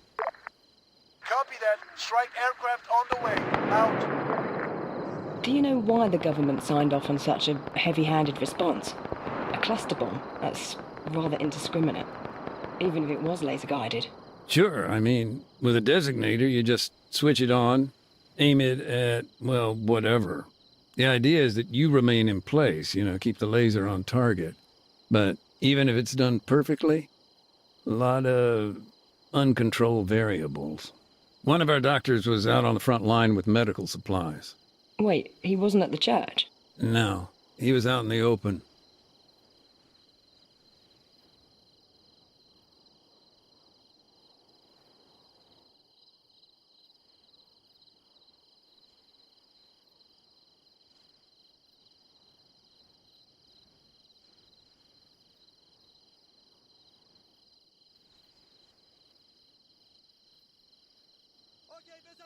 برگرد به گروه.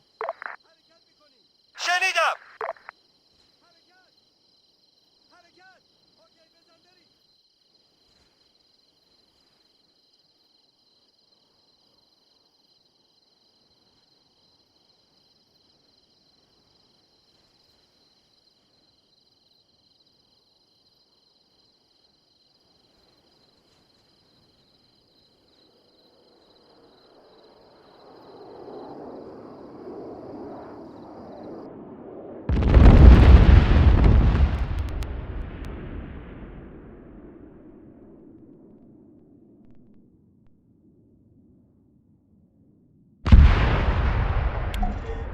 If they'd missed their targets, that would have been a catastrophe. That simply could not happen.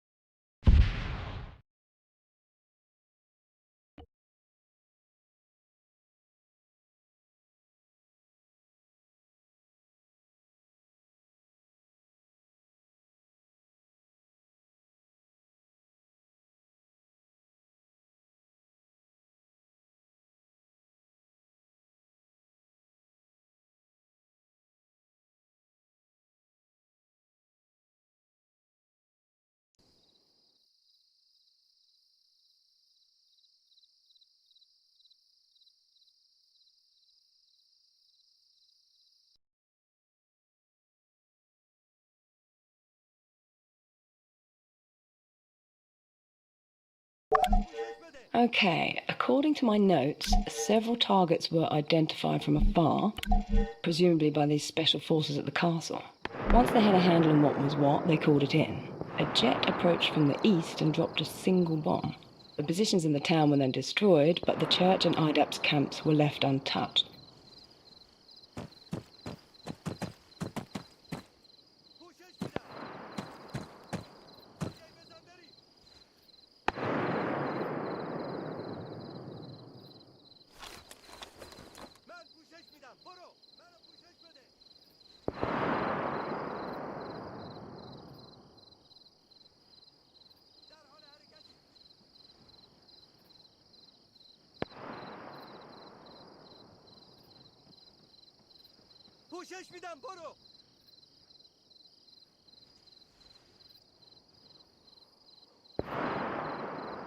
Does that match up with events as they were given to you? Yeah, though to manage a guided strike like that, they must have had thermal imaging.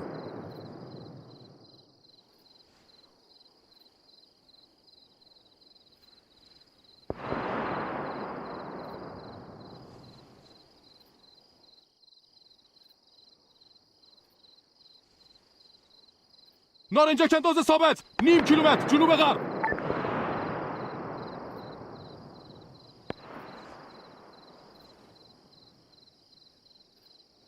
مسلسل چی 0.5 کیلومتر جنوب غرب.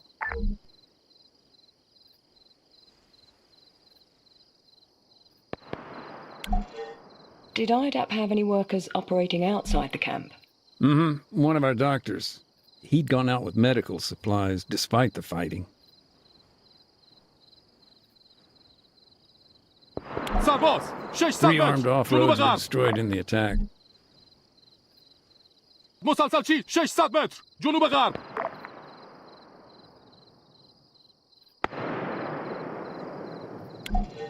So, IDAP's camp, there weren't any injuries? No, a miracle, really. Although if we hadn't relocated to the church when we did, it would have been a different story.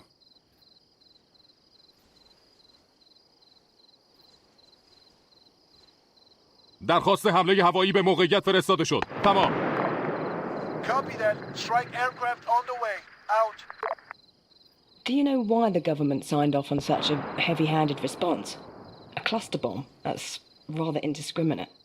Even if it was laser-guided.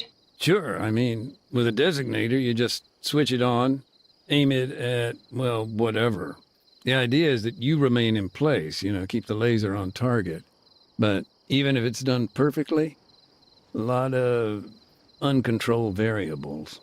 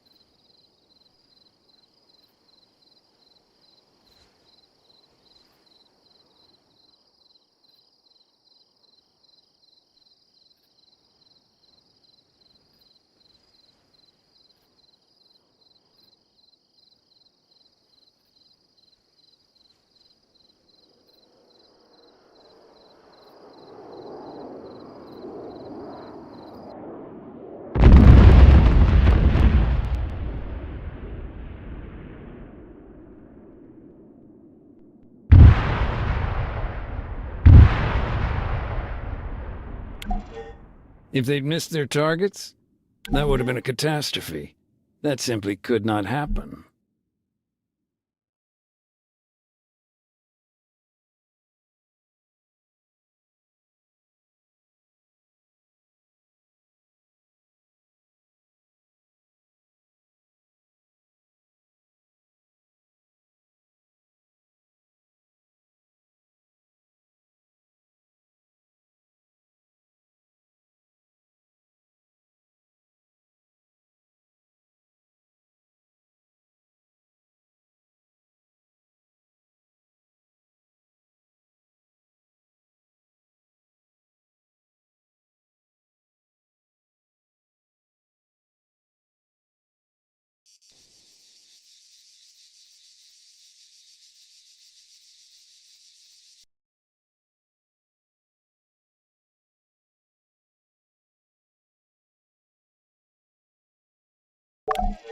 Okay, according to my notes, several targets were identified from afar, presumably by these special forces at the castle. Once they had a handle on what was what, they called it in. A jet approached from the east and dropped a single bomb. The positions in the town were then destroyed, but the church and IDAP's camps were left untouched. عقب نشینی! انجام میدم. Does that match up with events as they were given to you? Yeah, though to manage a guided strike like that, they must have had thermal imaging. Barricade was damaged, but it held together. مسلسل چی؟ 600 متر! جنوب غرب! The house/fortress where Alexis lived was a key target. Did IDAP have any workers operating out? 3 armed off-roads were destroyed in the attack. مسلسل چی؟ 600 متر! So, جنوب غرب! IDAP's camp, there weren't any injuries? No, a miracle, really. Although if we hadn't relocated to the church when we did, it would have been a different story.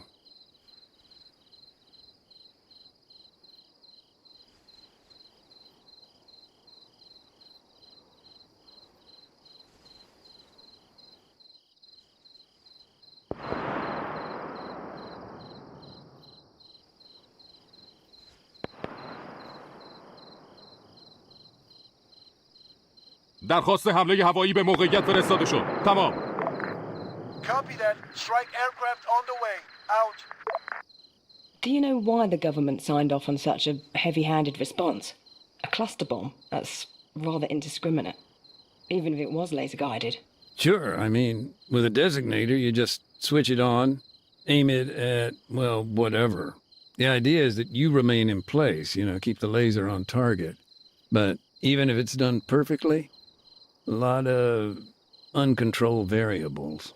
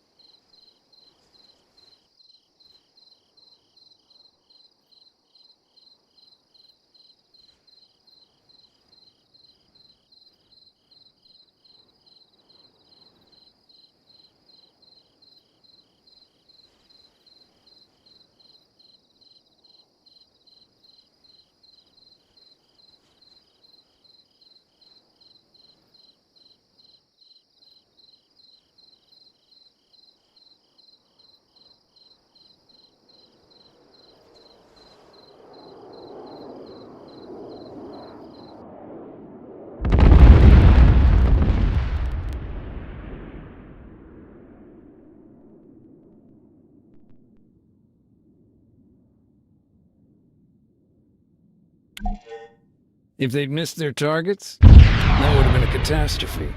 That simply could not happen.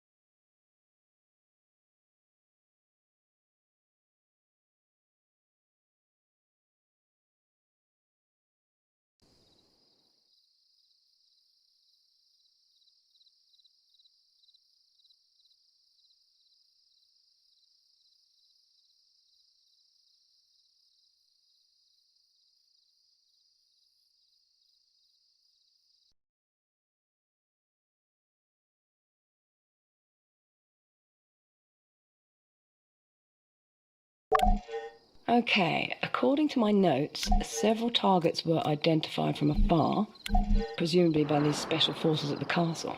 Once they had a handle on what was what, they called it in. A jet approached from the east and dropped a single bomb. The positions in the town were then destroyed, but the church and IDAP's camps were left untouched.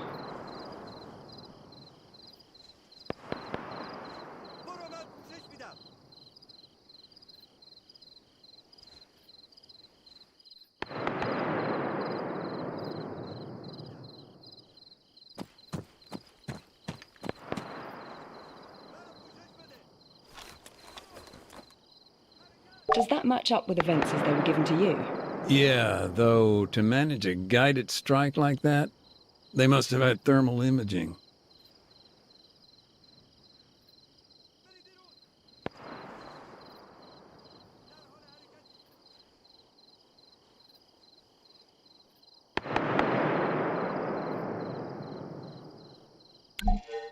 Did IDAP have any workers operating outside the camp? One. So, IDAP's camp, there weren't any injuries? No, a miracle, really. Although if we hadn't relocated to the church when we did, it would have been a different story. افسر نیم کیلومتر جنوب غرب. The barricade was damaged, but it held together. 3 armed off-roads were destroyed in the attack. مسلسل چی؟ 600 Machine gunner متر had جنوب climbed غرب. up on one of the rooftops.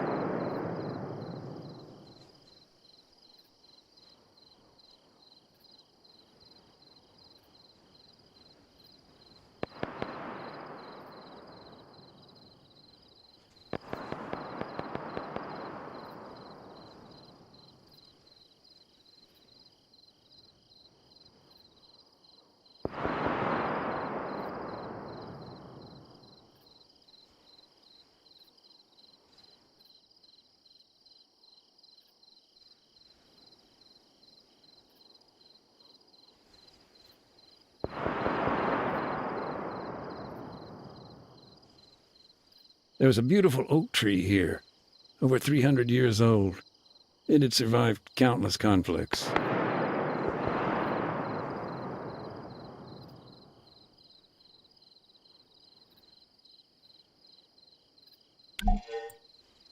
Atop of the water tower, the guerrillas had a sniper's nest.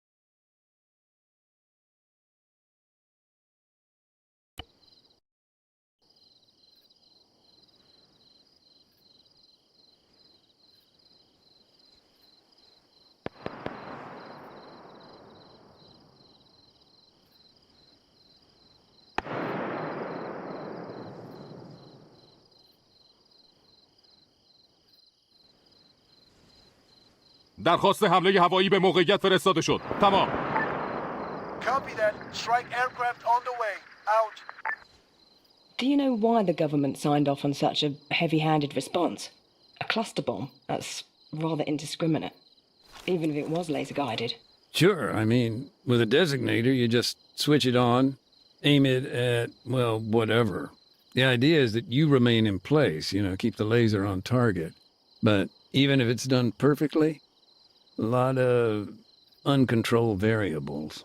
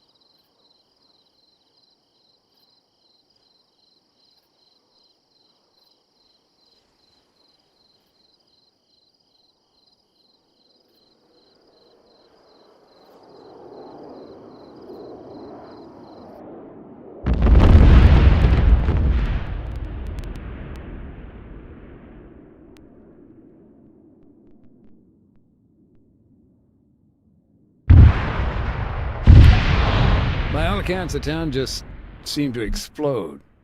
Buildings were burning for days. And this spotter, he just disappeared? Yeah. Last seen leaving the castle, heading west.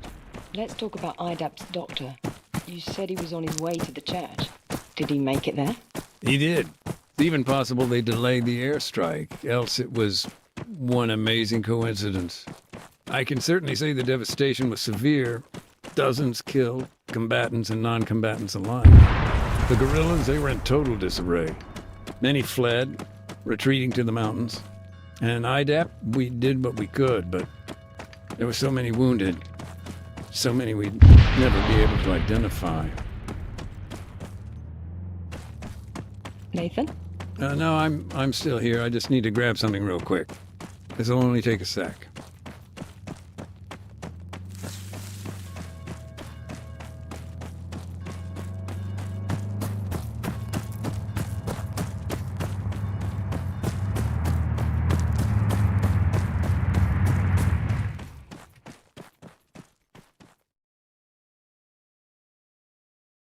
I understand that CSAT denied any involvement.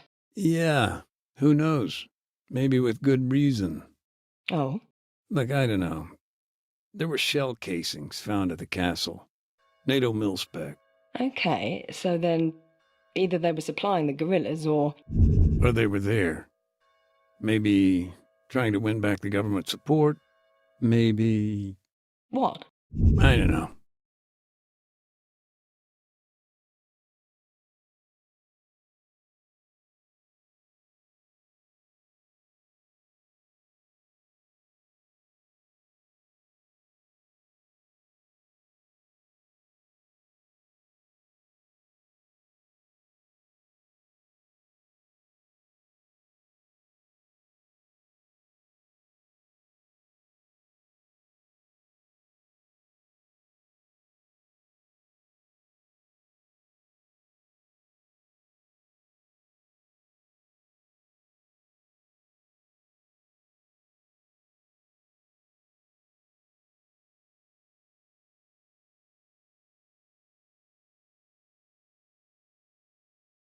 Hear that?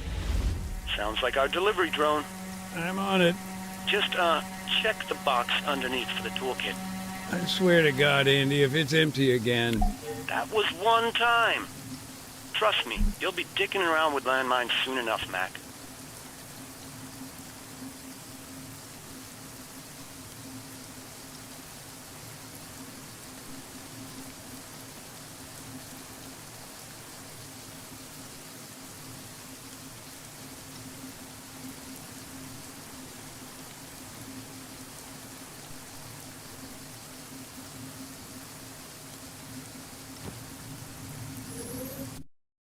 siege of the town? My notes suggest it lasted for 2 weeks. How could that be? Divine intervention. Pardon me? No, just the weather. Got in their way. Weeks of thick cloud cover blanketed the town. I'm still not sure I follow. It prevented the army from calling in Cass. Soon as that cleared, though, well, you know about the cluster strike.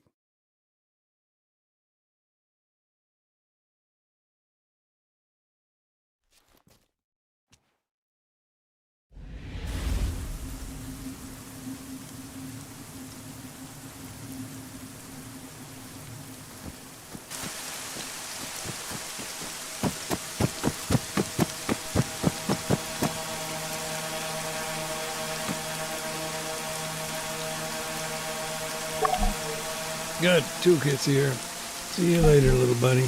What's that? Nothing. Just, talking to myself. Okay, little buddy. Sure thing. Hey, how are you getting on? Not bad, not bad. Our gear's finally arrived from dispatch.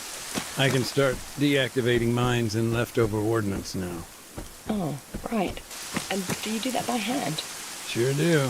Crawl up close, identify it, and then just, I'm sure it's more involved than that.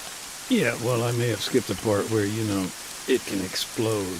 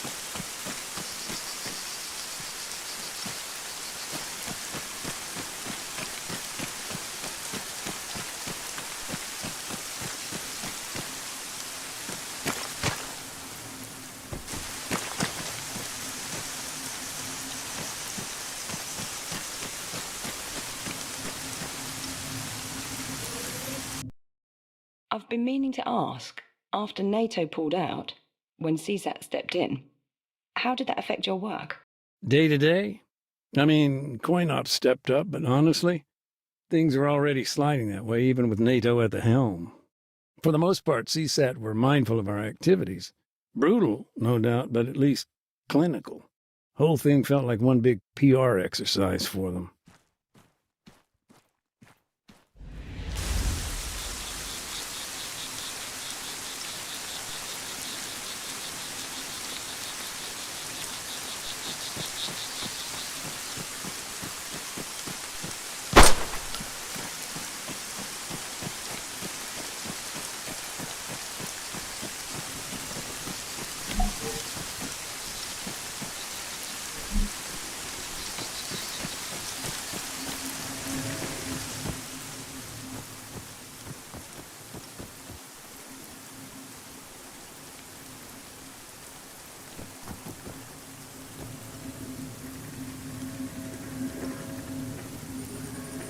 There's an old photograph here.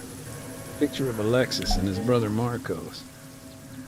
The civilian killed at the church. The landmine, right? Yeah. Although honestly, it was a small miracle he'd made it that far.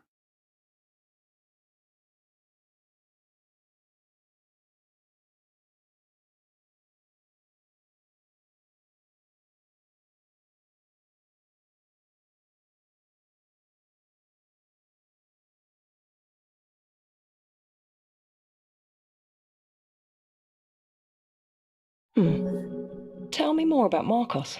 Poor guy. He always seemed to be in the wrong place at the wrong time. He'd made it through the airstrike, but only to get caught up in the assault that followed right after. There were still guerrillas in the town, even after the strike. Mm-hmm. But Oreo Castro, It wasn't just a town. It had become a symbol of the resistance. It was important for both sides, and government forces were making their final push. Alexis had made it out, but his brother? Like I say, Marcos was always shit out of luck. The guy had been waiting at his brother's place.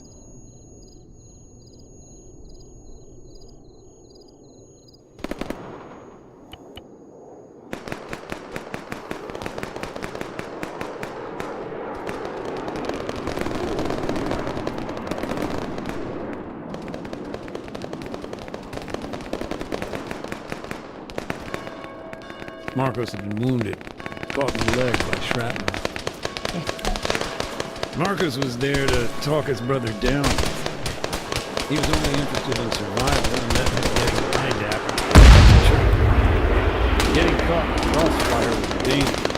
He soon realized he had to keep his distance.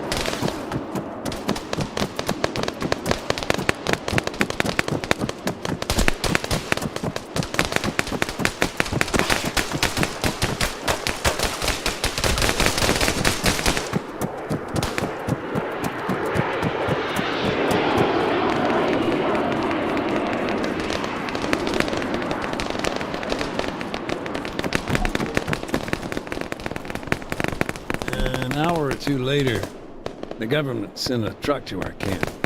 Soldiers searched the civilians for hidden weapons. But they didn't find any. No, and we'd already checked. It's vital our camps are weapon-free spaces, safe havens. And Marcus, he must have made it through then. Yeah, just about. We talked a few times after. I don't know, he seemed different. I can imagine why. And what did he do after? Hard to tell, but like I said, he kept looking for his brother. Of course. And Marcus, his body, is still there in the churchyard? Yeah. To think he survived all that just to return to the same spot less than a year later.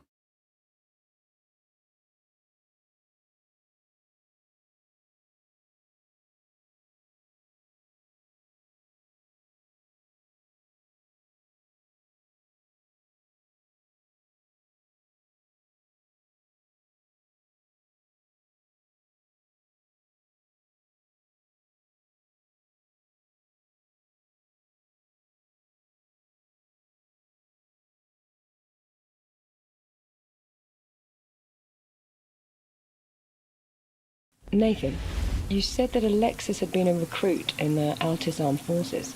Yeah, that's right. So his decision to leave the army, to join the guerrillas, do you know how that came about? It's funny, I asked Marcos the same thing once. He just looked at me and shrugged. Later on, I heard their father had been killed in the Civil War, but I don't know. Whatever his reasons, Marcos seemed to have made peace with the fact he wouldn't change his brother's mind.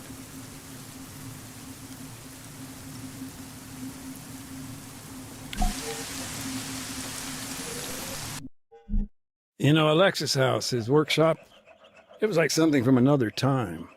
I'm not quite sure I follow. Pounding of a hammer, back and forth of a wood saw, I don't know. Things felt simpler back then, is all. Far cry from what was to come.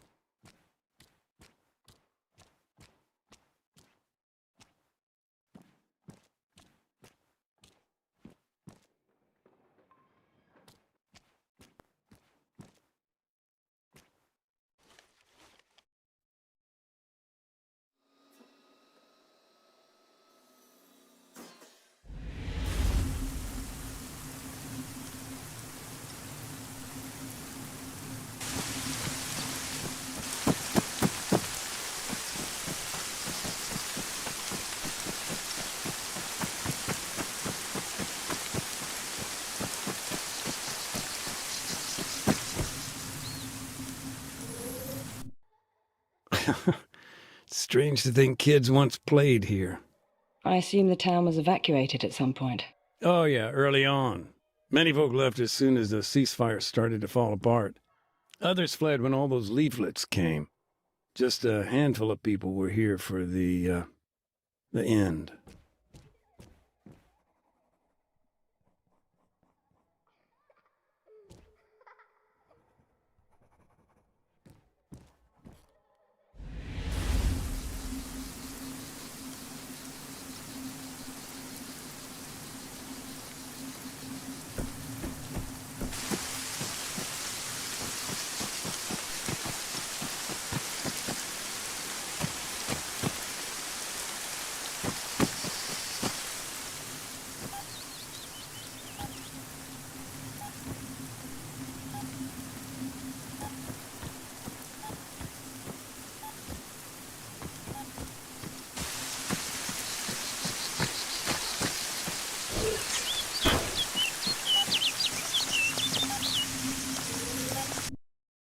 Nathan, correct me if I'm wrong, but didn't IDAP and NATO share some common goals? The training, for example. The laws of armed conflict? Sorta. It's a tough one, actually. It was important we didn't overstep the mark.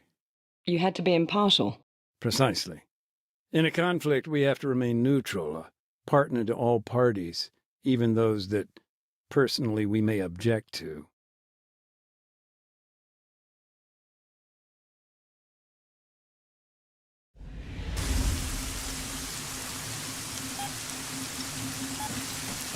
NATO's been busy. Even managed to clear out a few mines.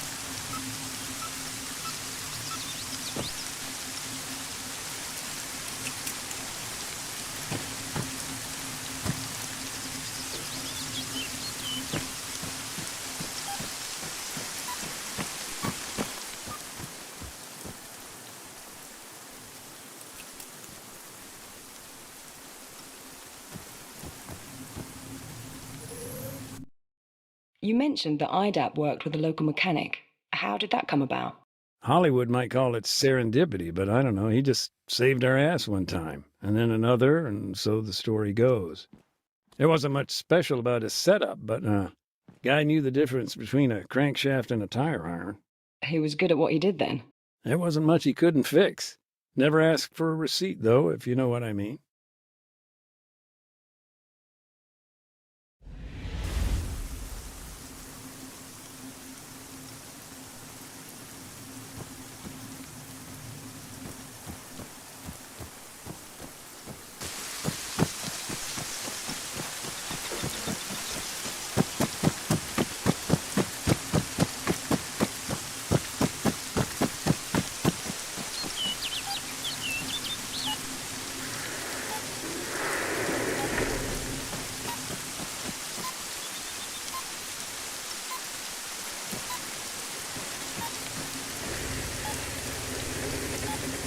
Special type, too. Very distinctive. Remnants of the firefight? The one you've been telling me about? That's right. And Alexis? He'd been there? Yeah. As a matter of fact, I just met a guy claiming to have known him.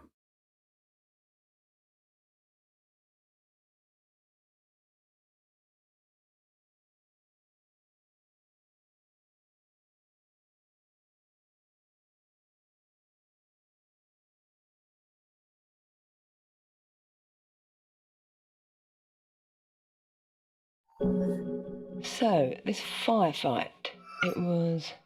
Just let me check the calendar. 8 days ago? Yeah. Day of the NATO invasion.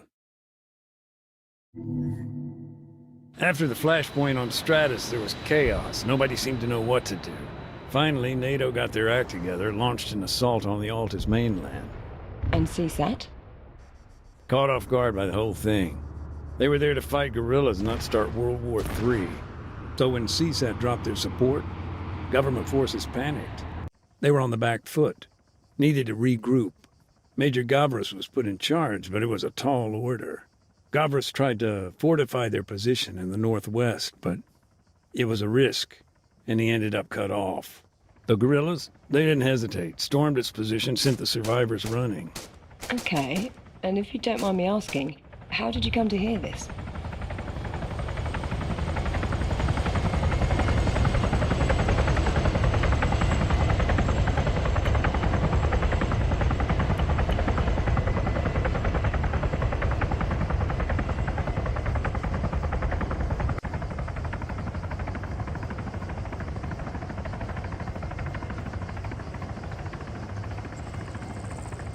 Costas Dimitriou, a lieutenant, and the major's adjutant. Along with Gavras, the two of them were trying to make it to a helivac.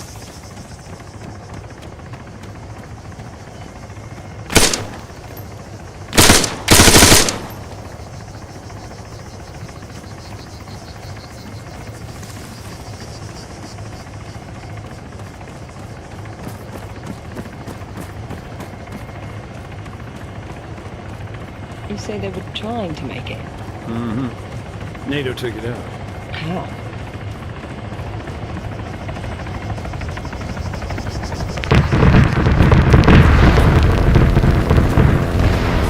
Fast mover, 600 meters. tank buster. At that point, they had air supremacy. Caught it on the hop. Did they have another plan? Not exactly, but they decided to make a stand at the church.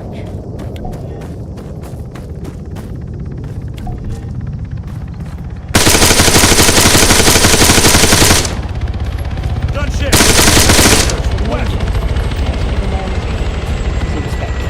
Yeah, I mean, his reputation wasn't bloodied in the Civil War. Gavris was his own man, knew when to follow orders and when to adapt them. Not the type to violate Loak, then. Well, that's a gray area.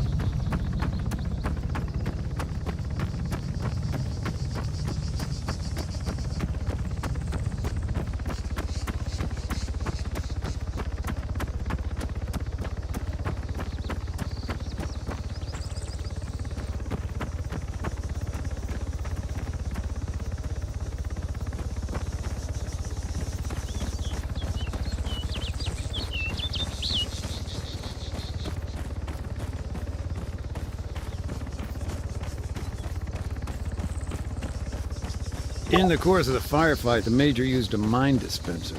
You can think of it like a portable minefield.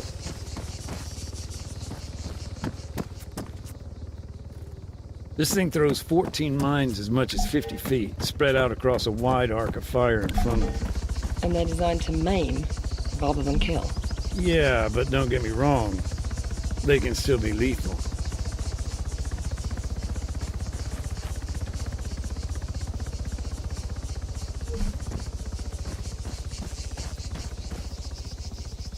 The Major ordered Costas to place mines too.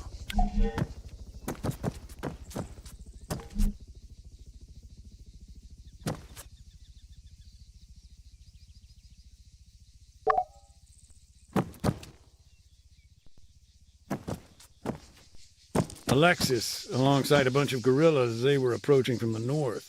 At the same time, a NATO squad was moving. To activate the mine dispenser, they could either set a timer or trigger it remotely.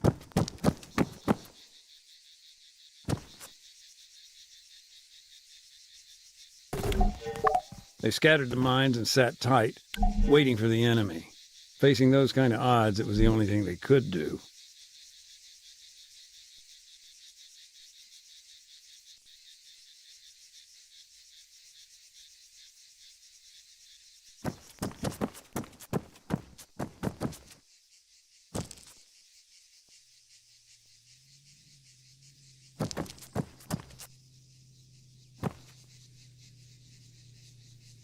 Area clear.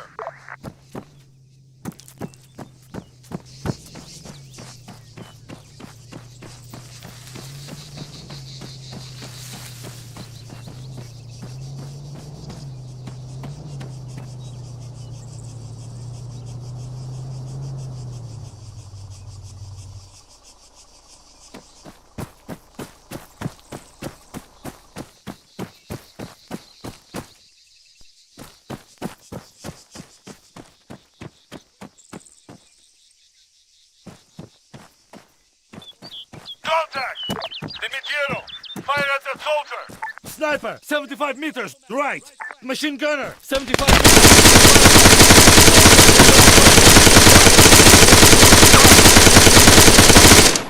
Watch the frag! And Alexis, he took part.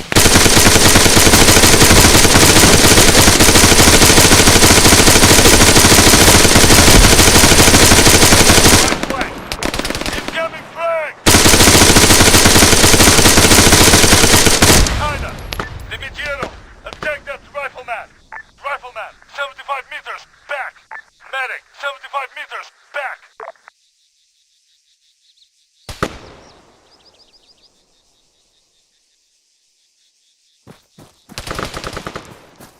Rifleman, 100 meters, left.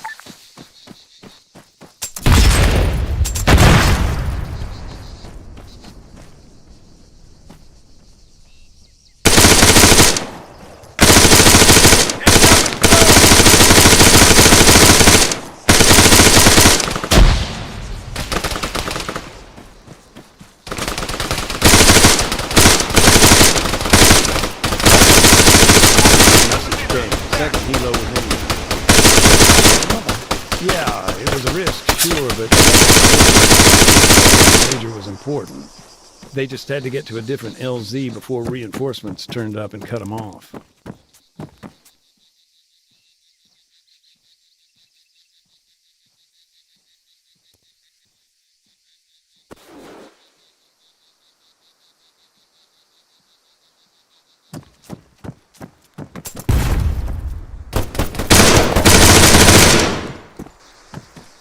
Contact rifleman! Dimitiero! Attack that rifleman! Loads of guys got in mind. Man's inhumanity. It's really something.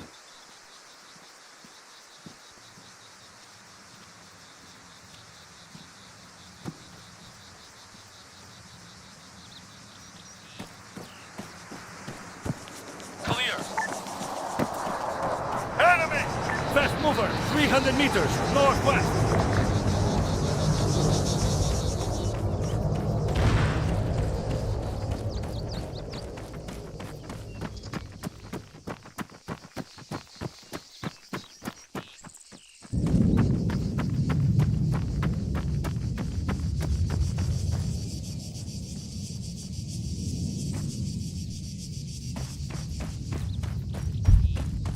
Talk to me about the Major.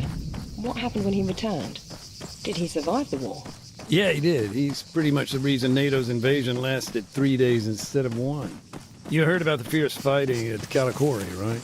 Yes, a colleague of mine covered that, actually. Well, that was Gavris. He held the line until the government capitulated. And now, actually, he's involved in the peace process.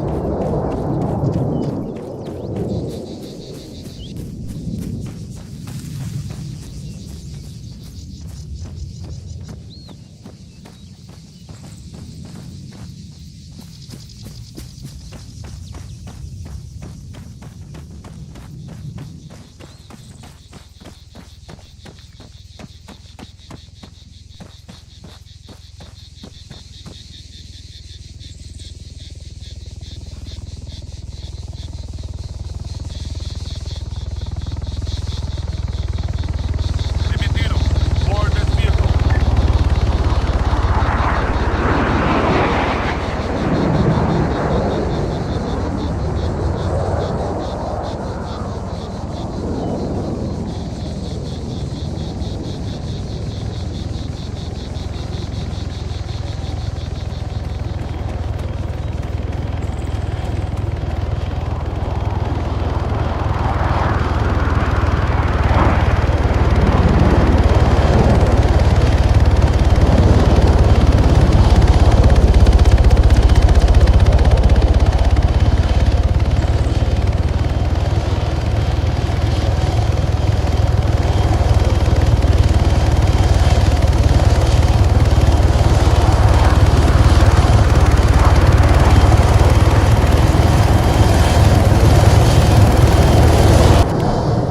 And Costas, how did your paths cross? I'm still a little unclear. Oh, Lieutenant Dimitriou. He came to IDAP, to our camp. The AAF provided us with information on the mines. The guy was a wreck, but his training had kicked in. He documented the minefields. Well, as best he could. But for Marcos, it was already too late. He'd already found one. Poor bastard. And the wounded? Did Costas have anything to say about them? Off the record. Pens leaving paper. His name's come up in connection to a war criminal. There's allegations he carried out a summary execution. Okay. You've mentioned Alexis was with the guerrillas. Do you know what became of him? He was killed. Shot, I think. It's sad, honestly. Both their lives, they ended here. Just a few feet apart. Next to the church where they were probably baptized.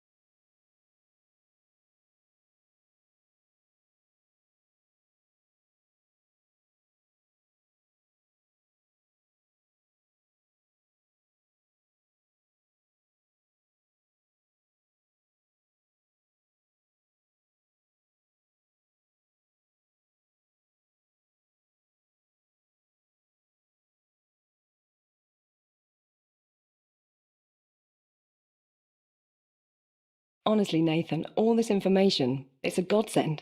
You've given me loads to work with here. It's nothing, really. Now, there's just one last question I'd like to ask you. It's subjective, so take your time. Sure. Fire away. In your opinion, who's most to blame for all the suffering in Oria Castro? NATO? The guerrillas? CSAT? The Altis Armed Forces? Or, I don't know, something else?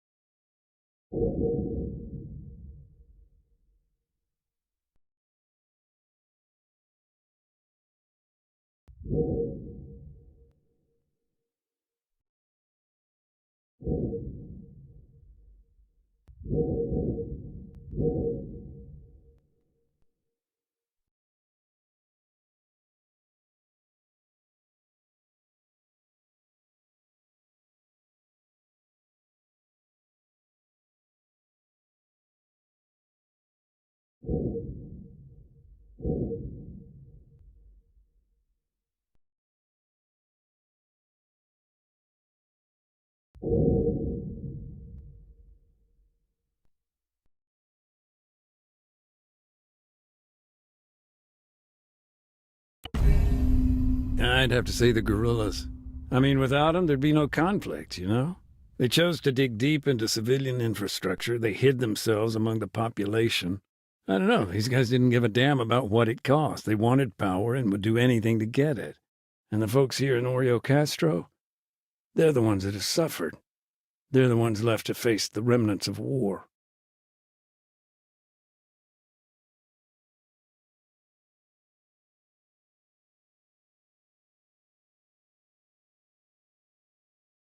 I'd still lead with the statistic, Kate. That's your hook.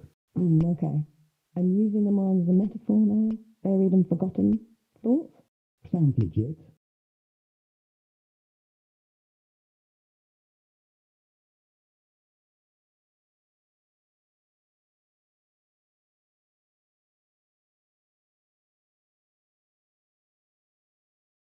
I'd cut that sentence on the scars, though.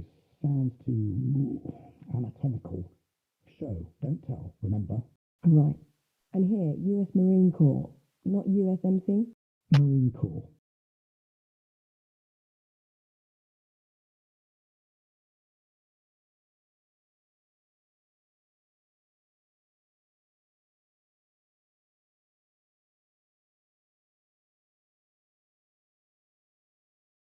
And our angle?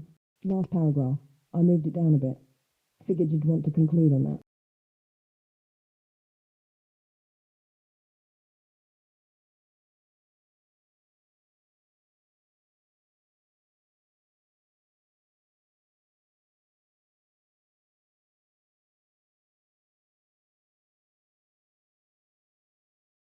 No sword of Damocles, please. Remember, we're creating a space, defining the boundaries. Let our readers fill the gaps.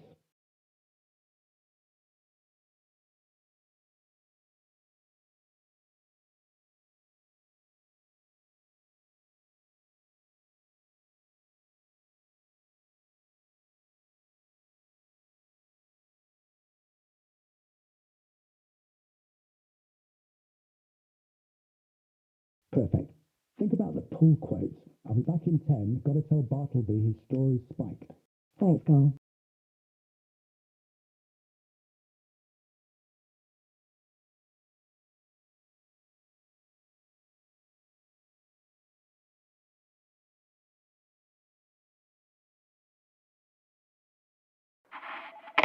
Hey, Nathan.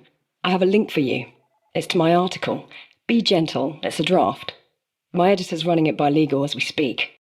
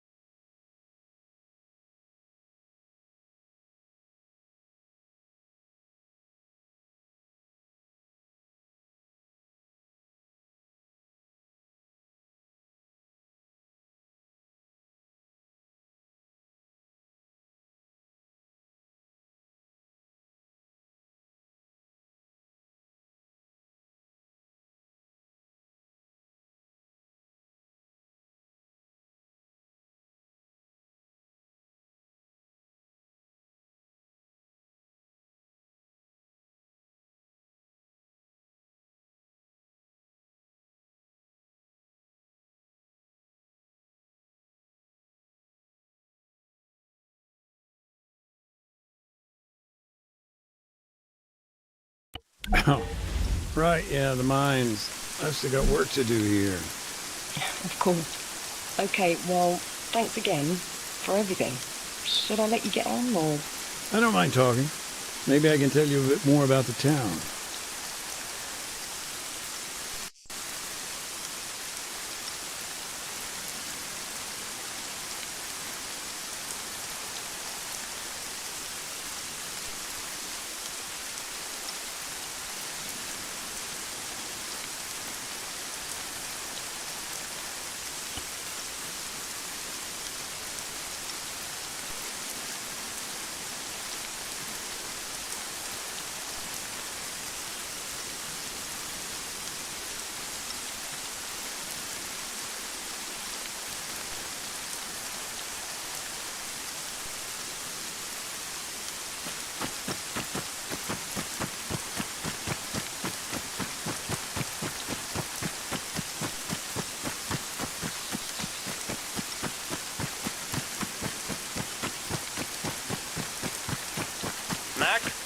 Got a quick update for you. Listen, bud. Yeah, so NATO have bagged and tagged their dead. Jesus, Andy, anyone ever mentioned you got a way with words? Not really. Anywho, it's a half-assed job. Still a bunch of landmines around. Worth checking out? Yeah, thanks, Andy. I'll head up there shortly. See what I can do.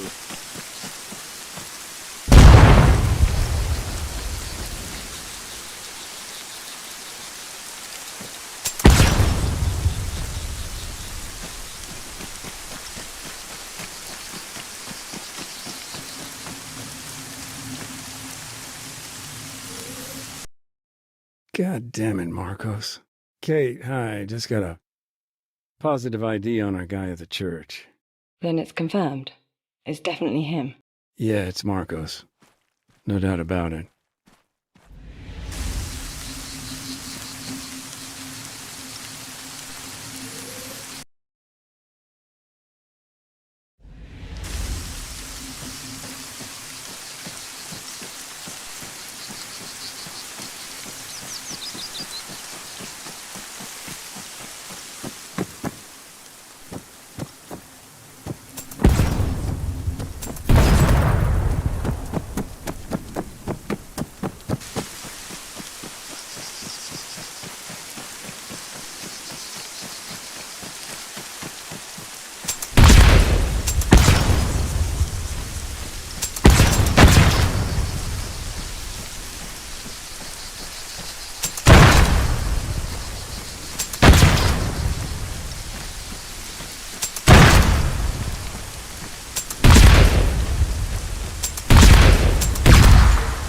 Andy, you there?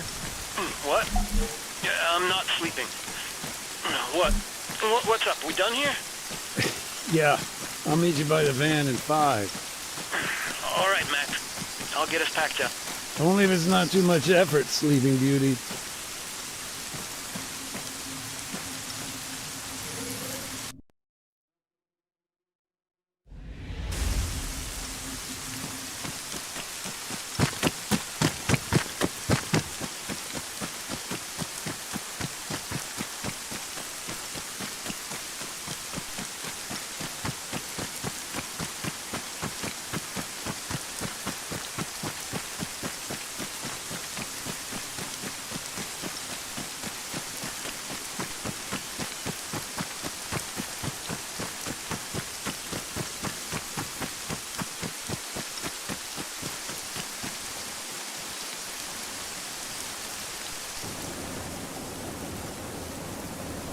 Hey, it's me. Hello. Did I hear correctly? You're on the move? Yeah, next job. Some truck hit an AT mine yesterday. Little ways out from here, I said we'd check up on it. Okay. I'll not keep you. Thanks again. And good luck out there, Nathan. Take care. Yeah, you too. Bye, Kate.